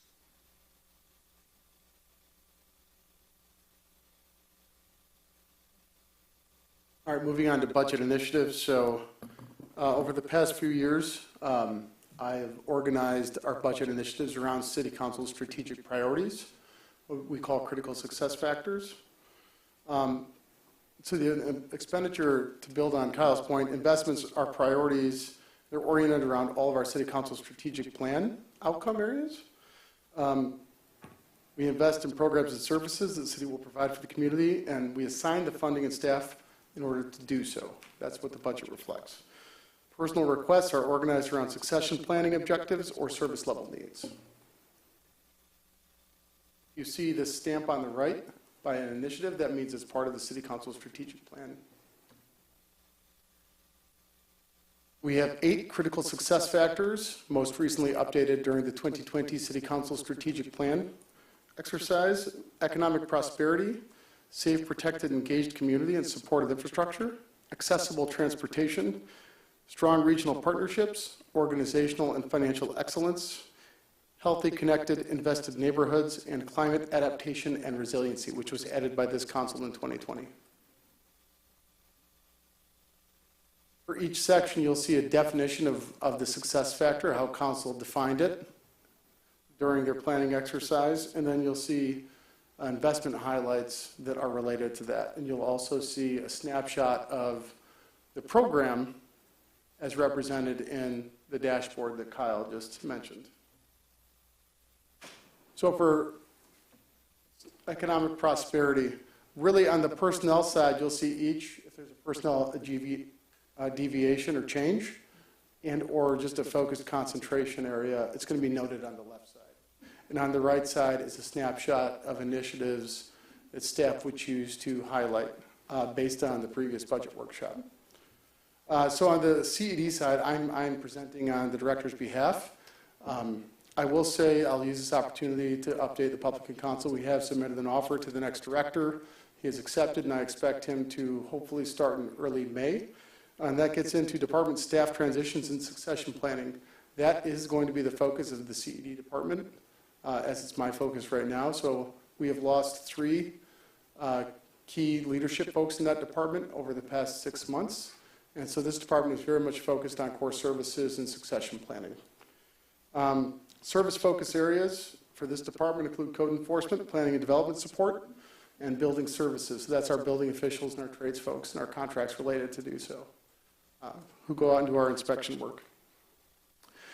Initiatives I'd highlight, in summer 2023, we should complete the adoption of the Master Land Use Plan and Climate Action Plan. I have been involved in, our project planner, Christine Ross, has done a great job of managing that project through multiple transitions. So she's doing an excellent job working with the contractor to bring that home. And she does expect to provide drafts in May and then adoption hopefully in July, which would be part of the new fiscal year, which is why it's noted here. And then other efforts really are related to supporting city facilities need. I'd expect the Economic Development Director to insert themselves into a critical role in helping us support the task force. In addition, as noted tonight, the East Side parking lot redevelopment request for proposal, I expect to be underway, and I expect results to be able to be analyzed and then considered as part of fiscal 2023. Any action on that is unknown at this time. The other project that we are exploring that was received by the Planning Commission is the potential to move the Southwest Storage Yard, the DPW's current operation at the Southwest Storage Yard, possibly onto 965 Wanda, which is private property, as part of their major development expansion. That is an industrial property. City, I think the largest industrial property in the city, and that's located over off Wanda. They have presented a discussion item to the Planning Commission that included this possibility. Again, this is just a theory right now, but there is a possibility that we could solve some existing facility issues at the DPW yard and at the Southwest Storage Yard that were noted in the facility condition assessment. We could possibly solve those by relocating it and working with the developer through a public-private partnership to redevelop those facilities there, which would free up the current Southwest Storage Yard facility for an alternative use that might be better situated for the residents in that area. That is under exploration, but that is going to be requiring mine and the new director's resources. I asked the building official, Scott Worthington, if he could just provide me a summary of projects that have submitted some items publicly, whether it be through the Planning Commission process or have indicated building official activity that could be processed through his department through fiscal 23. So Secret Stash would be the 6th dispensary, and they have presented in front of the Planning Commission as recent as last month. It's my understanding they're looking to get site plan approval in the coming months. Raymond Shepherd House, council adopted this last spring, or approved of this project last spring. This is a 100% affordable housing project that would be located on 503 East 9 Mile Road. It would bring 53 affordable units that would replace the current private property owned by Blooms and a few other adjacent parcels. That project, I've met with them in the past 2 weeks, and they're progressing forward through the state incentives process. For fiscal 23 or fiscal 24, the DOT residential development is also recently presented to the Planning Commission. They're looking at delivering 18 to 20 affordable units, consistent with the development agreement and consistent with Council's affordable housing policy. They submitted for discussion at the last Planning Commission meeting, and it's my understanding they hope to present for site plan approval this summer. Vester Flats was also discussed today. That's 141 Vester. That's 72 units of mixed housing. The delayed start is noted there, 14 to 16 months. Anticipated start could be July 2023. Vester Parking Garage, which is discussed today. Brass aluminum forging, which was I discussed in the previous slide. That's 9651. It's a large expansion, possibly with the city collaborative for DPW services. And then Dearborn Axle has indicated they're looking to get on the Planning Commission's agenda to discuss expansion of their 8 Mile facility that is already in place. They had a site plan that they submitted pre-pandemic and that they've since just shelved, and they're looking to take action on it again. So it's my understanding it's roughly the same site plan. They're just looking to reinstate it. So they expect to present to council, to the Planning Commission in the coming months. I mention all of those because when we talk about the departments that generate revenues to offset the fees that they charge, that's the CED department. So all of this activity brings in permit revenue and is required by the city to provide this service should a private property owner require any permitted work. And so we charge fees that bring in revenue that's associated with the development process. And so the CED department, as I mentioned in the beginning, pays for about 85% of itself as is projected for fiscal year 23. Supported infrastructure. Infrastructure is definitely the theme of capital requests. When we talk about infrastructure, we're talking about facilities and we're talking about the roadway as well. We're also talking about the water system, of which we are a public utility provider. On the personnel side, the DPW and HR are working together to post a position that would be a succession plan for the existing water department supervisor. The current water department supervisor has been with us for some time, and he is eligible for retirement. We do not have a strong enough succession plan, in my view. So we prioritize that, and I expect us to take action on that as soon as possible. On the initiative side, Director Antosca expects to replace about 400 lead service lines again per the state mandate, so we are on track in meeting our requirements there. DPW, James Jameson, the facilities manager, has requested and I approved an HVAC and building management upgrade for the public works system. That is going to be also, I'm giving an update to the facilities task force on Wednesday about that as well. I expect the task force to wrap up their recommendations for council, hopefully in a report by November 2022. And of course, parking lot improvements. We talk about facilities, and we talked about this during the fee schedule, but the parking system is hoping to raise additional revenues to maintain the rest of the capacity in the system, in the surface lots that have ultimately been deferred through the pandemic due to down activity and revenues. What this looks like from a program perspective, this is your public works or your public utility. You see in the top right, we have a quartile score. So if it's in the first score, that means it's mandated, meaning we're required to provide it. That means it's not cuttable, essentially. And so you see here a picture of all the expenses for the water system, and you see the cost of stormwater, you see the cost of water utility work, and the cost of other expenses. So those are your typical line items that we would typically look at, but we're looking at a program. And so this is what it takes to operate a water utility. On the revenue side, you see under the total allocation, which is $8.5 million in expense projection. On the revenue side, we're looking to raise 11.7, and that largely is to meet the needs as stated during the water rate model presentation provided by Plant Moran. We're trying to increase our working capital reserves to meet best practice, as well as other capital requirements. On the Department of Public Works building infrastructure, you see a mix as well. You see the cost it takes to operate the building facilities. And this is just, this budget represents all facilities. Here, you see the allocation for capital outlay, which is the DPW HVAC installation, valued at $123,900 for the job, based on the data from the facility condition assessment presented to the council in December. The parking system capital improvements. Lastly, we discussed this at the budget workshop. We discussed the possibility of addressing minimal maintenance requirements on the Planavon lot to improve the condition, while reconsidering the use of that and the need for that property to be a parking lot in the long-term future. So that could be part of a greater question for redevelopment opportunities in the parking system. Additionally, you'll notice I've allocated just a general reserve for lot surface maintenance of $60,000 a year. I intend on using that for extending the lifetime of existing issues and then mitigating issues that Bruce's team would identify as critical and a liability risk to the city.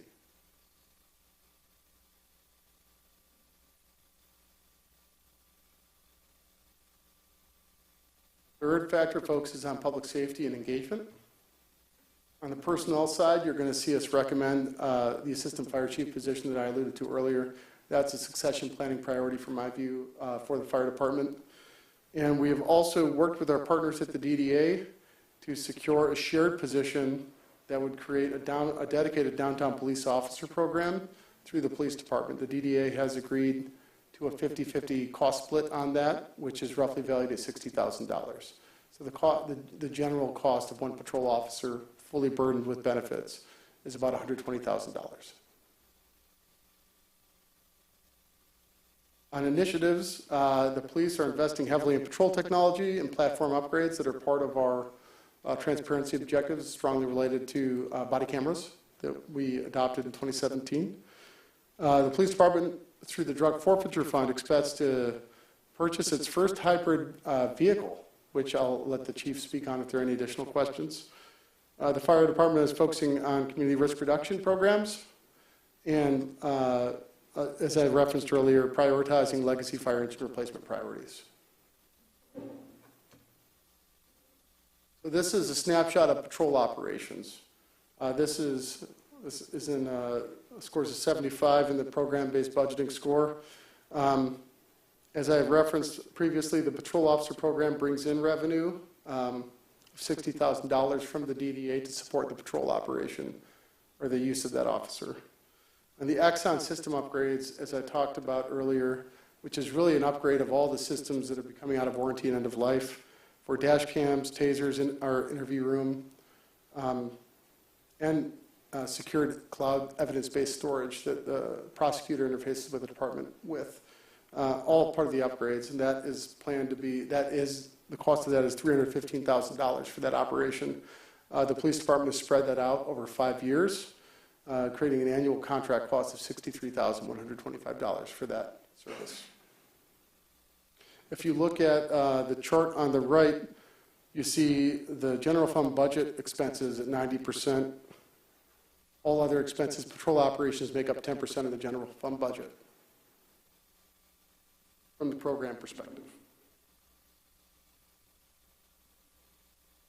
Police fleet, as I had mentioned, they expect to introduce the first hybrid patrol vehicle that is going to be paid for through drug forfeiture funds, and the downtown electric utility vehicle also paid for through drug forfeiture. That's to assist in downtown special events and to help them get into tight spaces and provide an improved service for those dense kind of areas.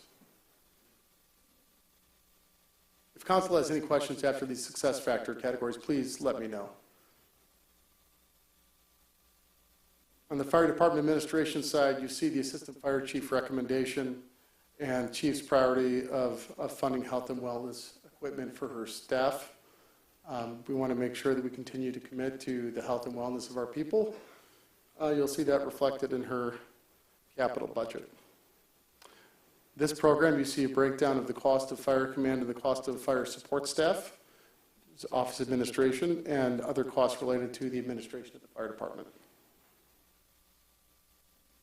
So the total cost to administer the fire department program is about $325,000.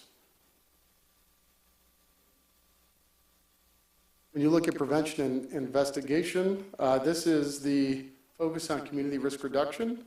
Chief has proposed a reinvestment into that program. We project $30,000 in revenue to enhance our data and capabilities for response, which ultimately net out to community risk reduction. Again, if there's questions on that, either of these programs, both chiefs are available for follow-up.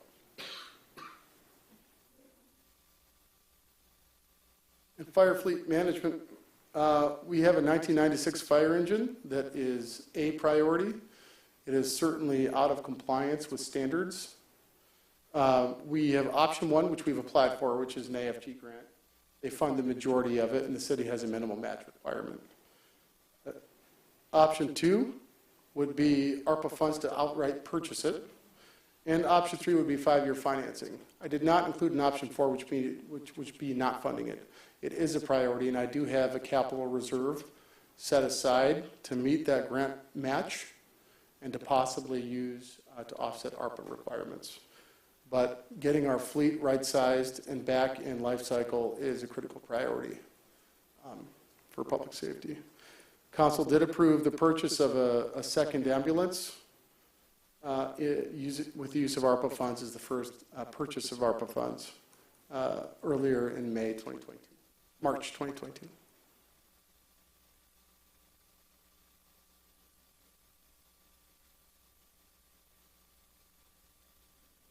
Put both of these on the same slide. This is the success factors focusing on accessible transportation and regional partnerships. The central initiative is really the update on the Woodward Moves project. This project is funded through Act 51 state gas tax dollars, not the general fund, but it is part of our success factors. So phase one of construction still, based on the most recent information from MDOT, is expected to be September 22 through December. Phase two would pick up again the following spring and is expected to be completed in October. The DDA has contributed funding towards dedicated project communications, and they will be leading the project communications on that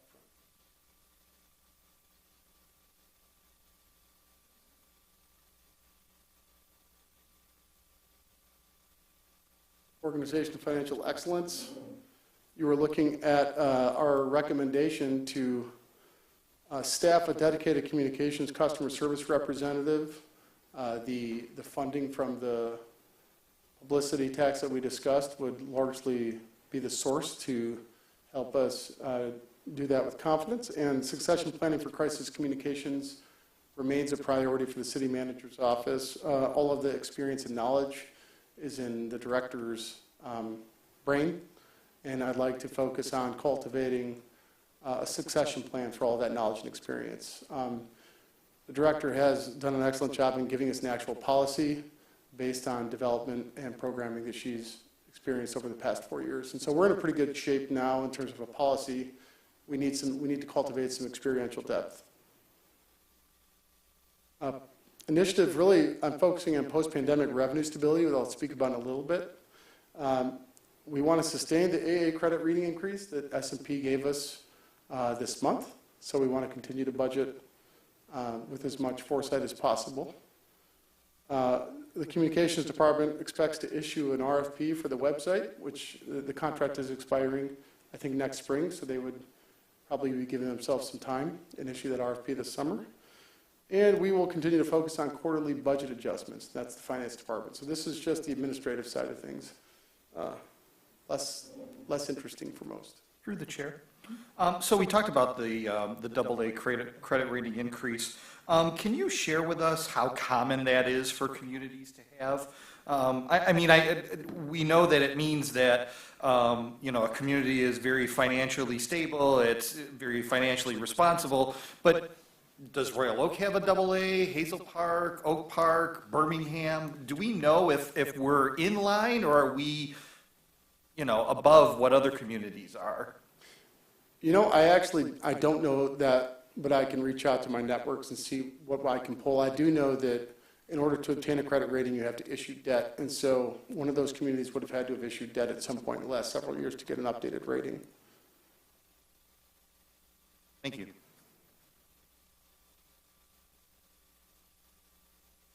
This is a program description for a would-be, what we would call customer service rep 3. This would be a union eligible position. The focus is specifically to a 311 type of information coordinating service. So really, this would be a position that bridges a lot of our service-oriented applications under one accountability structure. Right now, it's generally decentralized without a director-level oversight. So that would be see-click-fix mobile applications. You have the city's phone system. You have the website, bezels that I'd spoken about earlier, in other email applications. We receive information requests from several different places. This one person would be tasked for overseeing that, developing policy and performance standards and expectations, and conveying those downward throughout the organization. That'd be my expectation. But the position may be dependent on the adoption of the proposed PA 359 publicity millage, given the other competing general fund needs across all departments. The judge in 43rd District Court is not here this evening, but I did include a snapshot of the revenue slide. This is to provide council and the public with an understanding of revenue impacts through the pandemic. You'll see fiscal year 19 and a considerable dip over the last two. The court has maintained operations.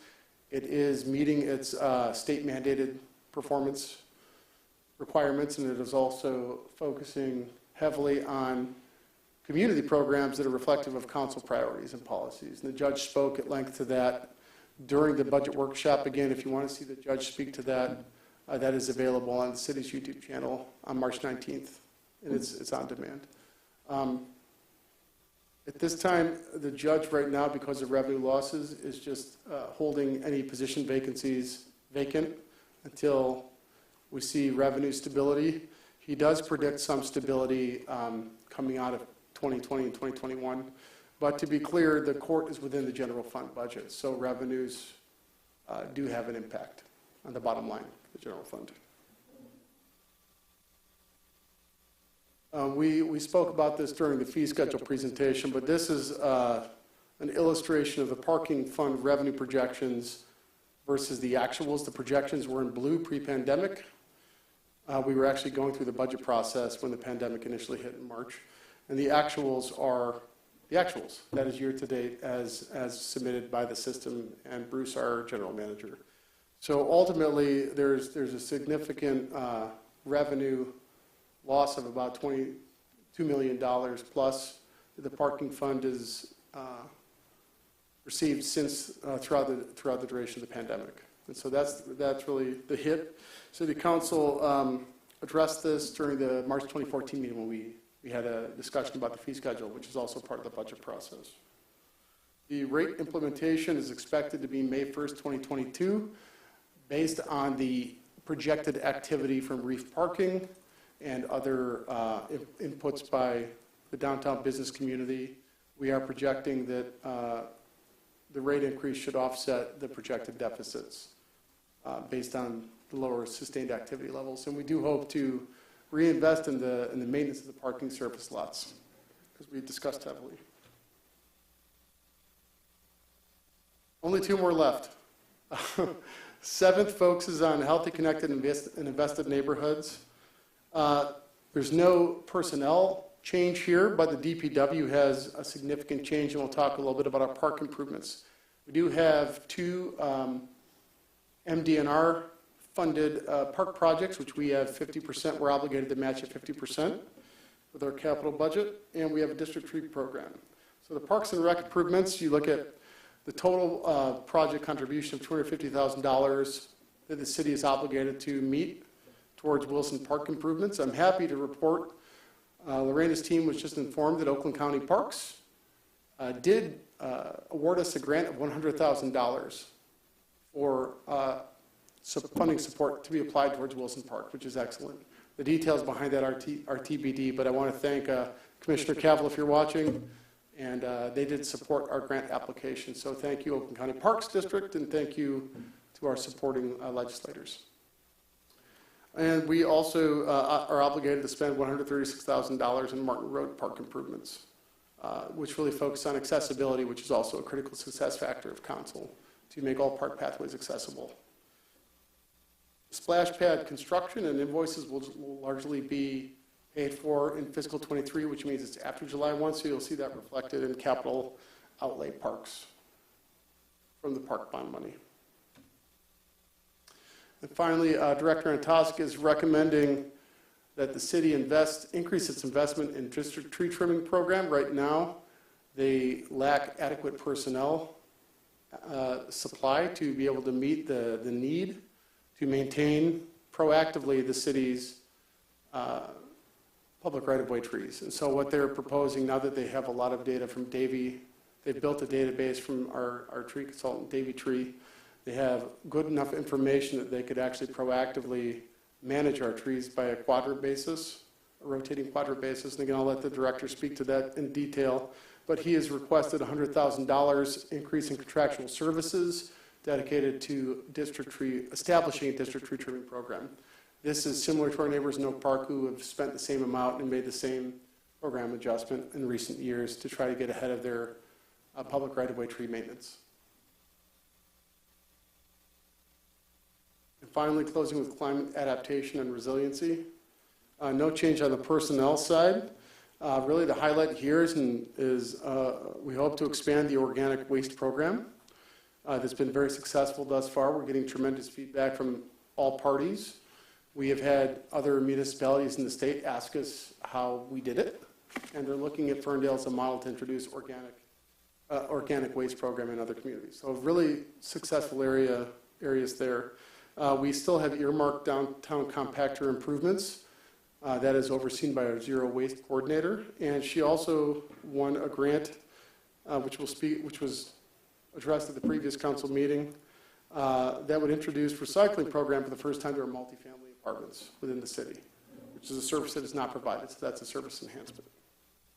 On the organic waste side of things, Claire has requested a budget of $50,000 to expand the compost program. I think the expansion is focused on residential areas, and that is through feedback and contact with our partner to deliver the best service for what's possible.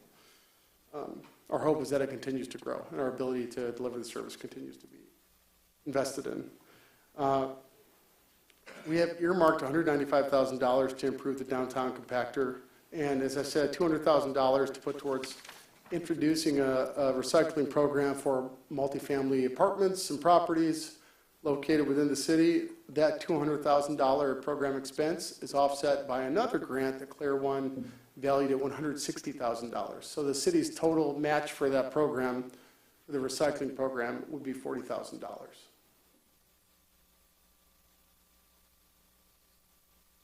And I'll pause there before I finish with special revenues, which focuses on sanitation rates and water rates. Are there any questions for staff in terms of their initiatives this evening?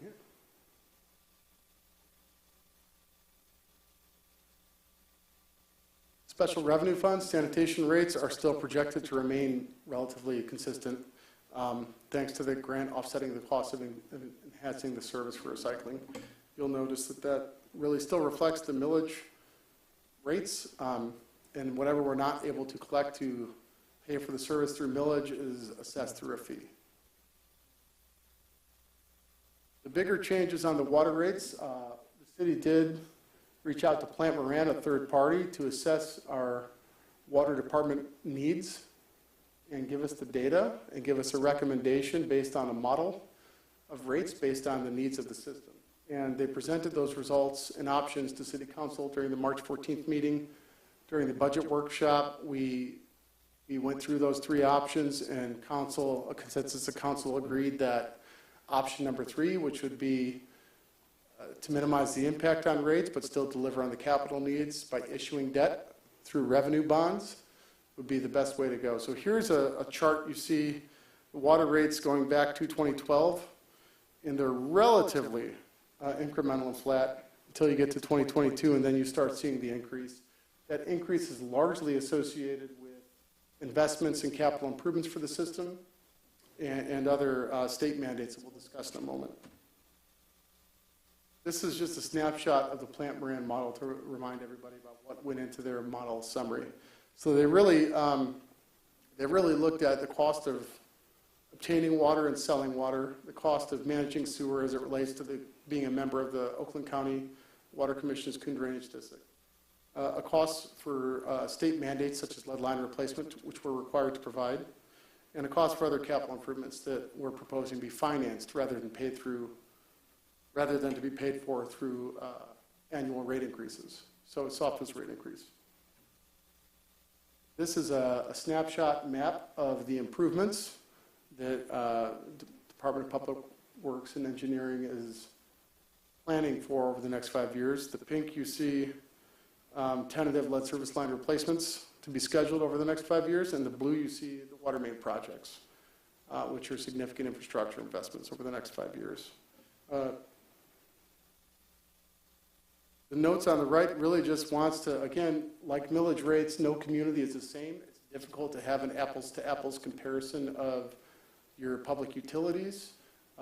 Some communities are older, some communities are younger, so it really does depend on the age of your community, when you were built out. Those like Ferndale that were built out in the 20s, 30s, and 40s have more lead lines than those that were built out like Auburn Hills in the 80s, more, or other examples. So Ferndale's known estimated lead line requirement is estimated about 3,400 properties have lead lines in the city. And so we're progressing according to state mandate on that progress. But that is significantly more than some of our neighbors. So really it does just depend on the age of your property. And of course, residential, commercial, and industrial property mix plays a factor there as well. More industrial is able to absorb more of the water rate, and they also have different needs for water.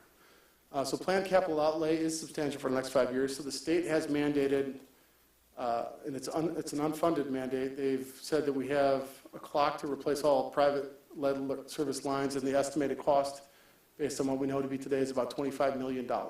That's going to be the cost burden of the local to fulfill that need. And we'll recover that expense through water rates.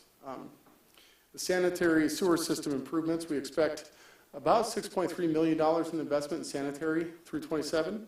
The water system itself, through main improvements, is $7.3 million through 27. And of course, our fleet, which is guaranteeing the service of the water system and responding to those late night calls, is about $1 million through fleet life cycle replacement. I'll go back to the rates. So the rates you see in the bottom reflect the actual rates today. So in last year, council's adopted rate, which is a combined rate of water and sewer at 1,000 cubic feet of water, is 116.86.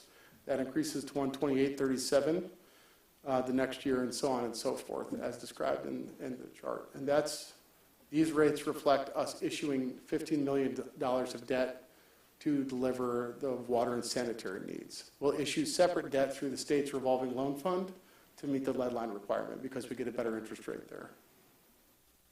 And the state's offering that program specifically to cities.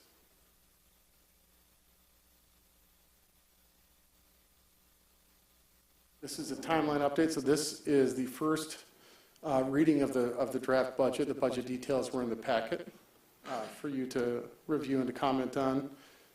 Fiscal 23 is the only budget year that's allocated, and even though we project outward 3 years, but we only allocate resources for 1 year. Council can't allocate resources for more than the next fiscal year. On April 26th, we'll be presenting the final tax resolution. There's a draft of the resolution in the budget packet for council to review.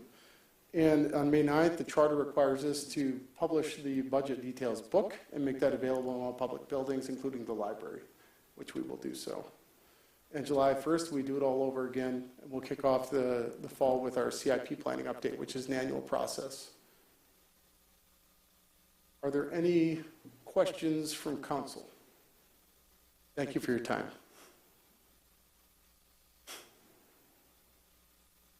Are there questions from council?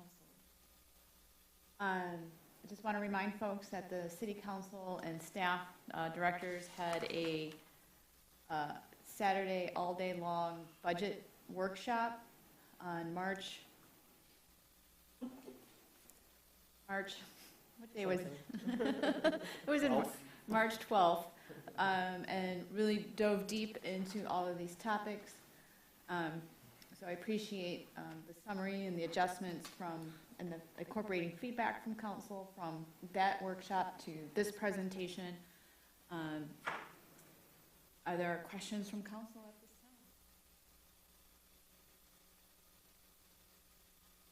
time? Okay, there is no action tonight. This was just a presentation, but this gets us ready to adopt the fiscal 23 budget in the next meeting. Yes. Public hearing. Public hearing is scheduled for the next meeting. Yes. But this was a public hearing. I thought it was two. Nope, I got it wrong over the phone over the weekend. But we have two opportunities to. Identified as public hearing. But as a presentation. Presentation. All right, so on the agenda, I'm going to honor what's on the agenda. It does fall under the public hearing, so technically I'm going to enable that and open it up for a public hearing for public comment. If there's anybody in the audience who would like to give public comment on the budget presentation tonight, we'd love to hear from you. There's no action by council tonight.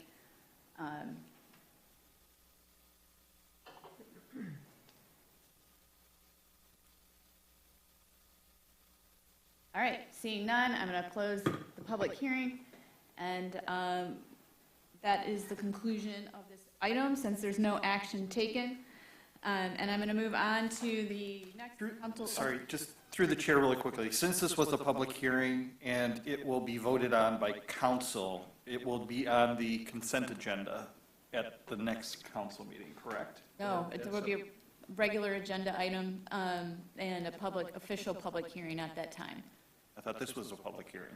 I think there was a mistake in the agenda development. City manager will take ownership of that. It was intended to be in presentations, but it was in public hearing. That's on me. Okay.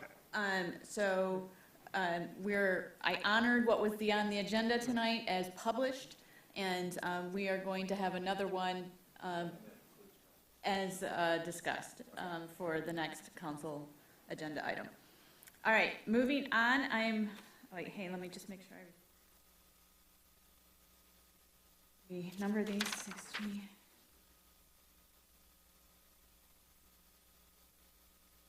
Okay.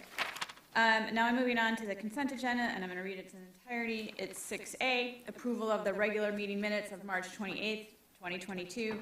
6B, approval to enter in the new 2-year agreement with Good Neighbors Garden and allow DPW director to sign contract documents following approval of the city attorney. 6C, approval of the proclamation recognizing April 29, 2022 as Arbor Day in the city of Ferndale. 6D, approval to award the 2022 spring tree planting supply to Greg Davis Landscape Service, Schitschel's Nursery, and Trees of the Field, LLC, in the total amount of $32,591. 6E, approval to award the UIS SCADA the bid award for upgrading the city's pump station, SCADA systems in the amount of $58,575. 6F, approval of a special event permit for Ferndale Pride to be held on Saturday, June 4th, 2022, and to be temporarily close the social district during the time of the event, with direct notification be given to all licenses within the social district to at least 7 days prior to the event. G, 6G, approval to backfill the city clerk position left vacant by the recent resignation of our city clerk. 6H, approval to backfill the communication specialist position left vacant due to the recent resignation of our communication specialist. 6I, approval to purchase 3 light poles and 2 bollards from Madison Electric for $17,921.63. 6J, approval of the bills and payrolls as submitted by the city's manager's office and subject to review by the council finance committee. And 6K, approval of the special event permit for Rainbow Fun Run to be held on Saturday, June 4th, 2022. Sorry, Oh, I had to renumber as I went, folks. There was a mistake of numbering there. So thanks for following along. What is the pleasure of City Council? Mayor, I move that we accept the consent agenda items as presented. Support. Moved by Lisa May and supported by Mikulski. Madam Clerk? yes. Yes. Councilmember Lisa May? Yes. Yes. All right, we're moving on to the regular agenda. There are two items here. One was moved from the consent agenda by Councilman Polika. The first one is 7A, approval of the resolutions of support and financial commitment for the grant offered by the Michigan Municipal Risk Management Authority for a total of $76,146 with match total not to exceed $76,146. And presenting this is our special events director, Michael Larry. Thanks, Michael. Take us away. Hello, Mayor and Council. As you know, the City of Ferndale is host of many special events, especially in the primary seasons of the summer. And here listed on the screen are an outline of the events that we consider as annual events that come up primarily every year. And of those, the majority of them require the use of streets. And with that comes a caution that we must make sure that those streets, when they're closed, that they are safe for the public's use. Therefore, one of the challenges we always have each and every year is how to make sure we secure them securely. And with that, in the past, we have used water barriers, which are basically plastic barriers that are filled with water. It's timely. Staff has to first place the water barriers, and then that's through DPW. And then after that, then we rely on the staff of the fire department to come out with a fire truck to fill them up. Then after the event is completed, DPW then has to come back out, release the water, which is a timely period of time, and then after that, then they have to load them back up and then put them back wherever they have been stored. And unfortunately, the investment of a water barrier is not good. It has been our experience in the city of Ferndale that when we have owned our water barriers, they last 3 to 5 years. And the reason for that, one of them, is because it's made out of plastic, so the elements of Mother Nature, the rays of the sun, break the plastic down, and they crack easily each and every time they load them up, take them to where they need to be placed, drop them, then they crack and then they leak, so they provide no real good service anymore to provide that public safety component. And then once we stopped purchasing them, then we started renting them, and we passed that cost on to our special event organizers. However, it's becoming where we look at how do we do this in a more efficient way that is also long-term and a good investment for the city. And so therefore, we're proposing an alternative measure. And what we did in looking for that alternative measure is we rented new equipment, what are called the Archer 1200 anti-vehicle barriers that were provided to us last summer for all of our main events that required the street closure. Our police, fire department, our police and DPW were able to work with the company to figure out and be trained on how to properly use these. And they provided a much more safe street closure for our public's use of enjoyment while they're at a festival. It's a much quicker process of setting up and breaking down and removing from the street to get them back reopened. And so we're looking at this as how do we do the best all around. And that is, how do we make a good investment? How do we also provide the public with a higher rate of public safety? And so therefore, we have submitted a grant with the Michigan Municipal Risk Management Authority, what they call the RAP grant. And this funding that we're applying for pays 50% of the cost of the equipment that we would like to purchase. Sorry, I'm closing doors where I shouldn't be. Oops, how do we go to the next page? There we go. So these are known as the Meridian Rapid Defense Group Archer 1200 anti-vehicle barrier systems. These are a drop and stop setup that takes about 10 minutes to set up with the use of no more than 2 city staff members. It also eliminates the use of water. There's no maintenance, hydraulics, or batteries required. And the even greater part of this is that there is a lifetime warranty. Whereas when you buy water barriers, as soon as they deliver them, they no longer have a warranty. You're on your own. So each and every time one breaks down, we would have to turn around and continue to buy water barriers. The challenge to this is the cost, of course, and that is, how do we purchase them? And that is why we applied for a grant. And the grant, as I said, would pay 50% of the total cost. However, the other 50% of the cost, we would need to determine how to make that happen. And one of the proposals that I'm presenting to you tonight is that through the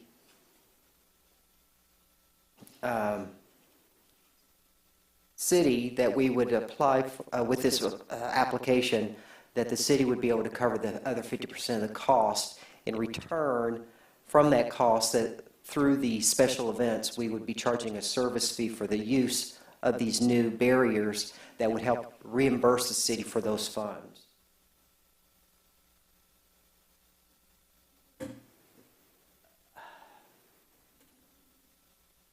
Here again is another photo of how they're set up on the street. These are a certified barrier from the blessings of the U.S. Department of Defense. They're recognized by the federal government as a Homeland Security Safety Act. And the Meridian Rapid Defense Group, as I said, is not only providing a lifetime warranty, but they also provide an annual training component to this, so that each and every time you have a new staff member, they come out at no additional cost to make sure that they're properly trained, to make sure that they are placed safely. And of the costs, let's talk about that. What we are applying for is a total of 16 Archer 1200 vehicle barriers.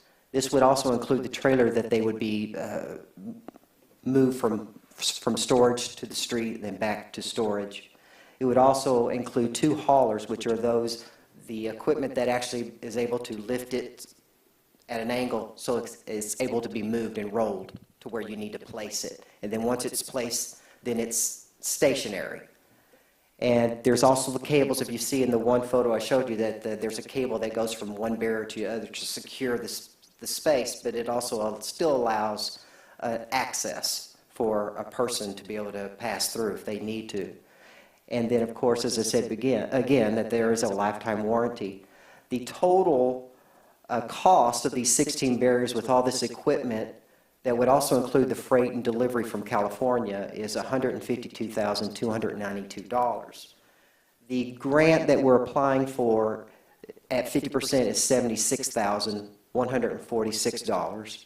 And then the loan from the city, which would be through the ARPA fund, would be the difference of $76,146.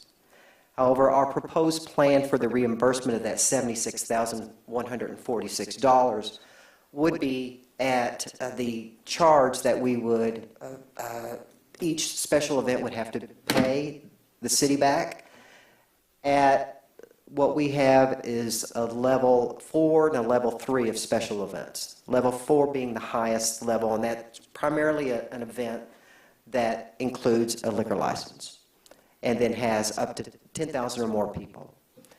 Level 3 is more or less an event that does not have a liquor license. That's primarily really the difference. And then, of course, we would have the level 2, which would be like a walk or a run. And then you have level 1 that is, there's actually no fees at all because it's actually 100 people or less. And it's usually events that are taking place in a city park rather than in a street, because we require a certain amount of attendees before we would even consider a street closure. So therefore this, based on the number of events that we do have on an annual basis, that we're recommending a charge of, on the average of $1,600 for a use fee. For example, when Ferndale Pride comes into town, that would be part of their city fee to reimburse for those costs, which is an annual average payment of total of about $12,000 from all of the special events throughout the summer. And then we would pay that off each year for up to almost 7 years to reimburse the city for that total cost. Now, of course, $1,600, we could certainly, make a difference. We could increase it or lower it, however, city council and your pleasure. Last year, we rented this equipment to give it a test trial, and that was the average fee that we charged each event. Now, the difference between it, you might ask us if we would like to consider the rental, the continuation of renting this equipment versus purchasing. Unfortunately, the difference is that last year was right after the pandemic was starting to dissipate, and we had a lot of our events that wanted to come back, but because there were still question marks when we started going through the process of approvals for consideration of a permit for a special event back in April and May. So a lot of the events they didn't really want to have the chance in June or July, so we pushed them to the farther end. But because we did that, the company was able to allow us to rent them for a duration of time, which lowered the price. But when you come back to now more of a normal summer and it's spread out, they drop them off, then they retrieve them, then they bring them back when you need them again. So in June, you'll need them in Ferndale, for Ferndale Pride for the street closure, but you wouldn't need them again necessarily until July if you had a main event then, which in the past was Pig and Whiskey. And then they would take them back again, and then you'd get them back in August for Woodward Dream Cruise. Then they would take them back, and then have to come back again for Funky Ferndale and for DIY. So there's not only the cost of the rental, but there's also the delivery fees. So the price is much higher than what we were able to take advantage of last year. And I'll give you just the example. Just for Funky Ferndale and DIY alone, the rental fee would be almost $13,000, which means we would have to pass that fee on to our special events. And I just don't believe that would be realistic. Ferndale Pride, it would cost them almost $10,000 just to rent the equipment, just to rent it. For Woodward Dream Cruise, it would cost almost $9,000. And for Pig and Whiskey, almost $13,000. So you can see how there's an enormously high cost just for rental of this equipment to protect the public while we close a street, especially at the main intersection at 9 Mile and Woodward. Whereas if we do this long-term investment, we're talking about an average cost to a level 4 event between $1,600 to $2,000 until we reach the goal of reimbursing the city fully for that 50% of the total cost of the purchase and delivery of these barriers that we're proposing tonight. That's all. Thank you. I have one question. It's my understanding ARPA funds have to be paid back in a 4-year period, or have to be spent in a 4-year period. The payback for the loan wouldn't happen in that 4 years if it was 10 to 12 average. So how would we cover that? Through the chair, I wouldn't position it, I guess, as a loan as much per se, because But said in the presentation. No, I understand. I'm going to offer some clarification. So the Department of Treasury won't really care about how we fund things. You know, they just want to know the money that we received from Treasury was spent by the requirement, which is we have to budget it by 2024 and expend it by 2026. It's got to be allocated. So next year's fiscal year and budget would have to have it allocated. But ultimately, they won't care about any other dynamics that we do.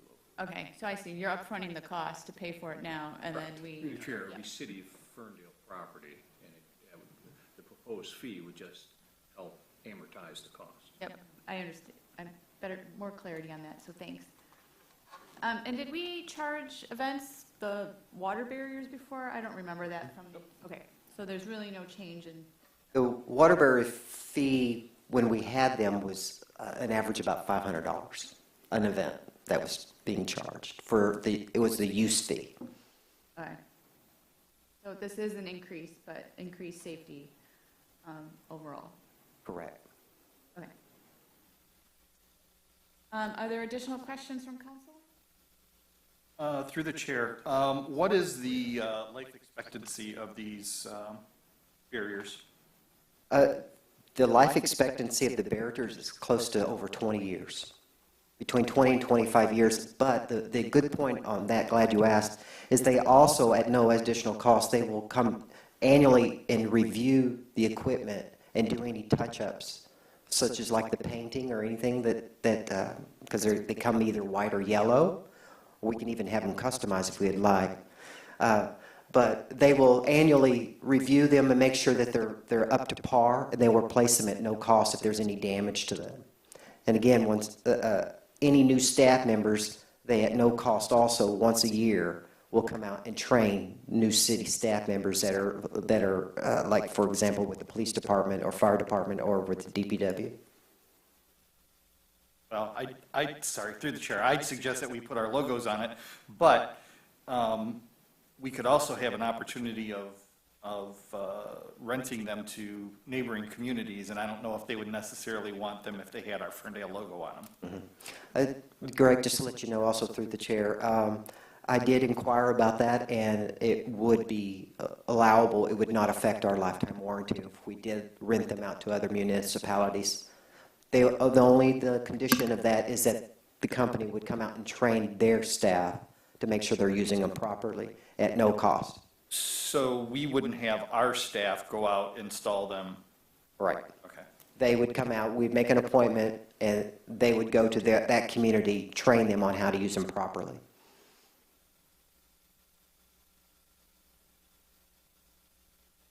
And how I was looking at that is that it might not necessarily be that we would rent them out to the city as much as that the other municipality would rent them out to their festival, and that festival would be charged the fee so that their community doesn't get charged a cost to do business with us.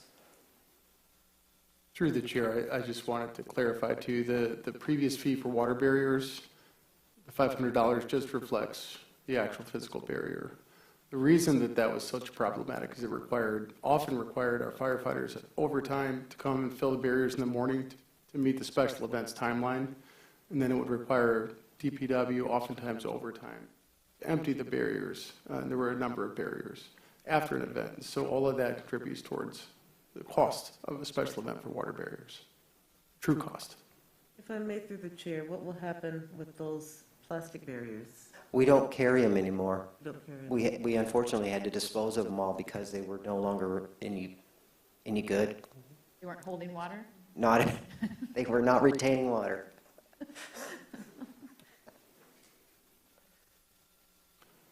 Through the chair, those, just for context for the public, those were also purchased through a cooperative agreement amongst the regions.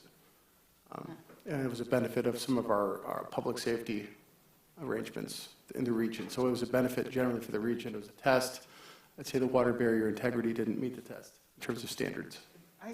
Through the chair, I thought we got a grant for that too. I thought they were not fully funded by the city. I thought we received. They were not fully funded by us, they were not. Yeah. Yeah.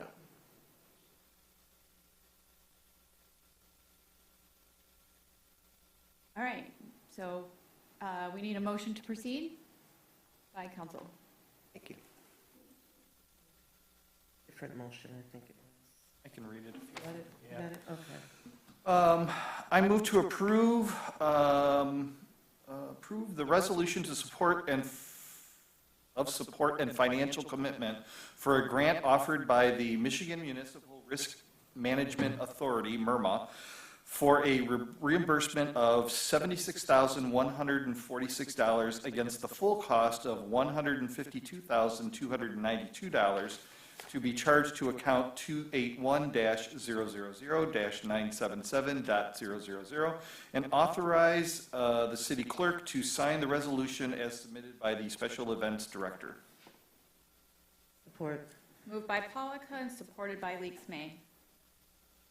Any other comments? All right, Madam Clerk? Yes. Yes. Yes. Yes. And that is approved unanimously. And we're moving on to 7B, which was the former 6E. Well, technically, it was the former 6F, which 6F, wasn't. which was technically 6.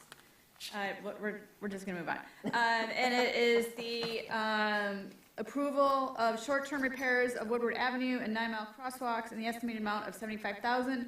An approval to perform work on Sunday to complete crosswalk repairs at the 9 Mile and Woodward intersection. And this was requested to be pulled by Councilman Polika.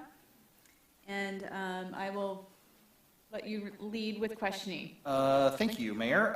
Yes, so I requested this to be pulled because it does require the closure of 9 Mile between Woodward and Allen. And so for a significant time during that day, there's going to be no cars on that section of 9 Mile. And I would really like to encourage us to properly fill those potholes that are on that section of 9 Mile, but they're not talked about in here. So I just want to make sure, because there's a number of cracks and holes, pardon? A number of holes that need to be filled, especially before the event season. And rather than just quickly, like we do on, most of them on open streets, we just kind of plop some asphalt in there and move along. I just hope that they would be maybe attended to a little more attentively. Oh, no, completely understood. While we will try with our contractor to coordinate that work, it does get difficult with multiple folks working in the same space. Typically along that stretch of West 9 Mile, what we do like to do is really early morning work, especially before our special event season gets around. That including the Memorial Day Parade is the big one that comes through. So it's like going through the entire parade route, shoring up all those deficiencies in the road surface that do occur. So that will be, one occurring as soon as we can actually get our hands on hot mixed asphalt as the construction season really starts opening up. So outside of that, if it's not ideal with our contractors to perform that work and do that coordination, either way, that will be something that we'll be taking care of during off hours. We'll be really focusing on blowing out those holes, tamping down that material versus just a quick and dirty job, for lack of better words. But the big request that comes is, yes, we will be shutting down West 9 Mile while we're performing that work. The Michigan Department of Transportation, when they granted us this permit to perform that work, they said that they want the work done in 2 days. The work can be done in 2 days, so it'd either be a Saturday and a Saturday work or a Saturday and a Sunday. We would like to try and do a Saturday and a Sunday, so we're done in one weekend, and we've moved on from that repair work that goes on. And it's largely due to needing to also do it on a weekend so we can maintain traffic while I-75 does have its periodic lane closures with all the construction that's going on over there, as Woodward is a detour route for that project. So I know we're looking forward to getting the work completed, as is everyone that frequents that crosswalk, until our permanent repairs are completed as part of the Woodward Moves project. Thank you. That was really the reason that I wanted it pulled, to have this conversation about 9 Mile, so, thank you. All right, well then we need a motion to approve. I move to approve short-term repairs to the Woodward Avenue and 9 Mile crosswalks in the estimated amount of $75,000. The expense to be charged to major roads, surface maintenance, repair, and maintenance account 202-000-775, and approve work performance on Saturday and Sunday to complete crosswalk repairs at the 9 Mile and Woodward intersection as submitted by DPW Director. Support. Moved by Polika and supported by Mikulski. Madam Clerk. Yes. Yes. Yes. Yes, and that is approved unanimously. All right, and that concludes our regular agenda items, and we're moving on to call to council, which we start with the city manager to go over department director updates. Take it away. Through the chair, I'd invite Director Antosik to mosey on back. You were first up on updates this evening.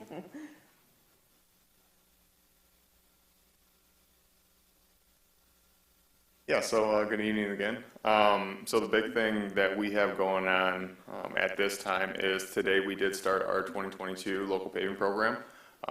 That will be starting off, let's see if I can get the list right, Leland, East Hazelhurst, between 1 and West End, West Troy, West Saratoga, West Marshall, and I think there's one more. But that's our first group of streets that we'll be starting on. Residents can roughly expect us to be on the street performing work anywhere from 4 to 5 weeks, weather dependent. No parking signs have gone up, notifications from the contractor have gone up. One of the big question marks is you will see no parking signs from 7 a.m. to 7 p.m. That doesn't mean you can't enter and exit your driveway. That's different signage and notification process that we'll use for that when that does occur, if driveway aprons need to be replaced or so on. The rule of thumb is if you wake up in the morning and you see our contractors out there working, it's safe to say you need to move your car off the street. There will be downtime in construction. At that time, residents do have the ability to park on the street. And we do not work on Sundays unless it is permitted by City Council, which you just did earlier with granting that request for Woodward. So if you do have questions, concerns, especially if there's any individuals with accessibility needs, there is information within our notices to please contact the Department of Public Works.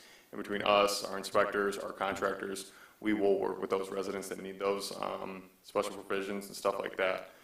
It is something that we do. I just don't think that many folks really know that we actually mean please reach out to us if you do have some accessibility issues so we can accommodate those. Next, it'll probably be sometime next week that we really start getting our compost out into the parks. In this region, seasonal weight restrictions were recently lifted, so we'll start getting our truckloads in from Sakura, getting those out into the communities, or into the community. And then with council approval tonight of the bid for trees, within that RFP, our vendors have to begin delivering us with trees no earlier than April 20th. So we'll be scheduling that delivery with those, and we'll be starting our planting late April, early May, where we got, I think it's 197 trees on order that we'll be planting this year throughout the residential areas, the parks, and within the downtown area as well. If I may. Go ahead. I was just going to say that you mentioned that work would not be performed on Sunday because it needs special approval, but will it be performed on Saturdays? So our contractors do have the ability to work on Saturdays from 7 a.m. to 7 p.m. And it varies. A lot of times if there's a weather delay within the week, Rain pushes a day, our contractors will like to work on Saturday so they can keep production rolling. So it really is dependent on that. For the most part, the way our contract is built is we dictate the kind of the timeframes that work can be completed. We don't necessarily tell our contractor, exactly how to make the sausage. They do have some flexibility in terms of that. We're more so keeping them on track with the stages of work that need to be completed. So if they do want to work on a Saturday, they do have the ability to work on a Saturday. Through the chair. You mentioned previously that Hilton is going to, I'm sorry, that Paxton is going to be resurfaced later this year. And you also mentioned about the tree order, and I think it would be a nice finishing touch if some trees could be planted on Hilton. There are no houses facing Paxton. There are no houses facing Paxton. They're all side lots. So people generally don't think to plant, and the city doesn't think to plant those because we're usually just on the front of the houses. So I'd really love to see some trees added to Paxton when we resurface it later this year. Yeah, now. And right now we have Paxton slated as a Group 4 street, which probably won't take place until sometime mid to late summer before we open those streets up. So it's definitely something that we could look at, as a fall planting or possibly sometime this time next year. Because the one thing we wouldn't want to do is we're going to be doing a fair amount of curb work and disturbing that right away over there. So we'd hate to just shock the trees multiple times by, pulling them out, disturbing their areas and so on and so forth. But yeah, no, there's a lot of opportunity over there on Paxton. Thank you. Yep. Thank you. Next, I'd ask Chief Emmy to come on up, give an update on the fleet.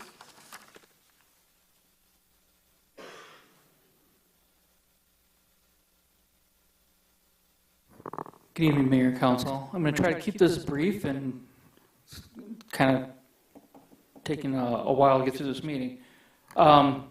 So I want to acknowledge this week is National Public Safety Telecommunicators Week. We have 8 full-time EMD trained dispatchers. Sometimes they get taken advantage of. That's not as glorious as, say, a firefighter or a police officer, but they are absolutely critical and deserve our appreciation.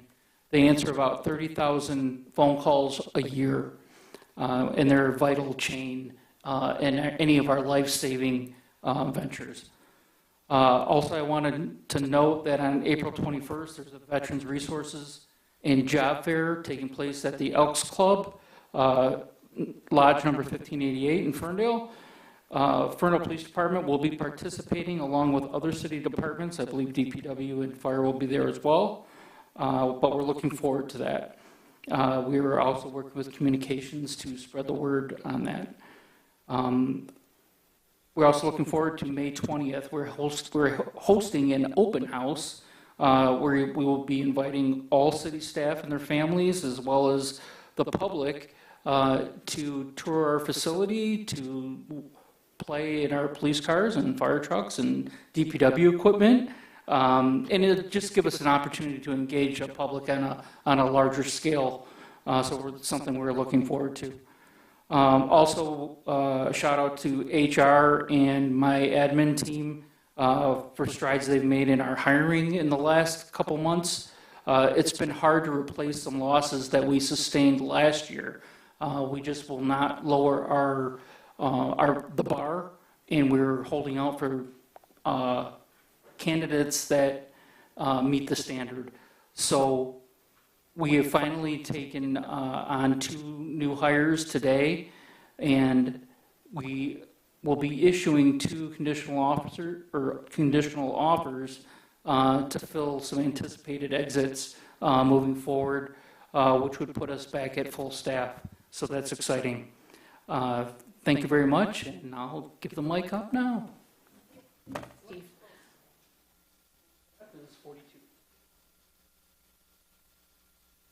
Through the chair, I think city manager's office is all that's left. So I got a wrap-up report. Appreciate, first of all, your patience and attention. That's a long presentation. I understand that. It is so because of the importance of establishing the public record for the presentation, both at the budget workshop and again here during the first kind of reading of the budget. So I appreciate your diligence. I want to acknowledge we have a pinch hitter over there in the city clerk's role. So Denicia, thank you so much for stepping in while we have some transitions in that department. And thank you, Hira, for offering all of your support. I want to give an update that we have made, as I said, an offer the next economic development director. We are still seeing through the selection process, through the closing phases, so I hesitate on offering a candidate name until we've completely made it through, but we have made an offer and it's been accepted. On the city clerk's perspective, I want to thank HR for their quick turnaround. They've done an excellent job managing a nimble recruitment. We are in the interview phase for city clerks now, and I do expect interviews this week, and I hope to make an appointment recommendation by the end of the month for the city clerk position. And on behalf of Parks and Rec, I did want to note the Martin Road Park construction. Hold on, let me find my note. I apologize. Unless, Kyle, you got it in front of you. Oh, I found it. Don't need to have it in front of me, I know it. So, splash pad, preliminary construction may start next week, maybe midweek. So that would be turning off the area and possibly beginning some excavation work. Some noise during the day may be expected, but it's finally time to get started on the splash pad. Hallelujah. Excellent. Thank you, Kyle, for supporting Parks and Rec. And those are the announcements from staff this week. All right, moving on to call the council members. I'm going to start with Councilwoman Leaks May tonight. Great, well, let's see, well, actually, yes. I just wanted to congratulate the Ferndale Winter Guard. They placed 8th in the state, and we went to Worlds we got back actually just this past Sunday, where we placed outside of finals, but we did score, I believe at a 67th place, and the top 56 advanced. So we placed outside of it, but the girls had a great experience. Thank you to Ferndale Schools for supporting us. We'll be doing it again next year. I was a chaperone and I had the best time. It was like the Olympics of Winter Guard. You'll have to check it out sometime. It was amazing. Those teams are phenomenal. So and anything else? Nothing else tonight? Excellent. Yeah. All right, Councilwoman Mikulski. Only one thing tonight. I really wanted to extend my gratitude and kudos to our Parks and Rec because they put on a fantastic egg hunt this past weekend. And I got to participate because I have a small child, so I'm not just an adult out there snatching up eggs. Really, really a ton of fun and very well organized. So kudos to them. Great to hear. Councilman Polika. I have nothing this evening. Excellent. Well, I just wanted to say two things. One, I wanted to give kudos to our city manager, Joe, for the AA rating from our bond agency. That is just kudos to your work and the work of our team to make sure all of our processes flow well. The capital improvement planning is really critical to making that work so that you can pay off bonds and have all of your projects paid for over time. So I just wanted to say it's important. It's going to save us money and the bond ratings and interest rates, so I really appreciate that. Thank you. And I just wanted to let you know that I feel really honored, but I am talking this Friday on the 13th, invited by along C40, Bloomberg Philanthropies, Rocky Mountain Institute, and the World Resource Institute to speak directly with the White House on the White House Senior Advisor and Infrastructure Coordinator, Mitch Landrieu, and White House National Climate Advisor, Gina McCarthyan, related to the Justice 40 initiative that President Biden put together, which is commitment to environmental justice and ensuring all cities have the support they need to access federal funding. They have asked me to speak for a few minutes on the needs and barriers of small cities like Ferndale facing challenges accessing federal funding related to implementing money from the infrastructure bill.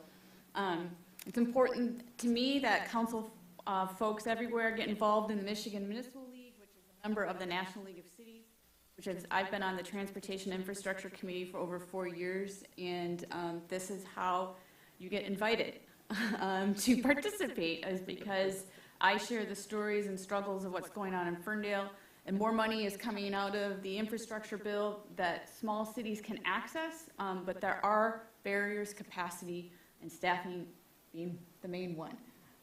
Just not a lot of staff time to apply for grants coming out of the government. So anyway, I look forward to representing Ferndale in that capacity on Friday. And that end is 10:14, and I call it a day. Thanks, everybody, for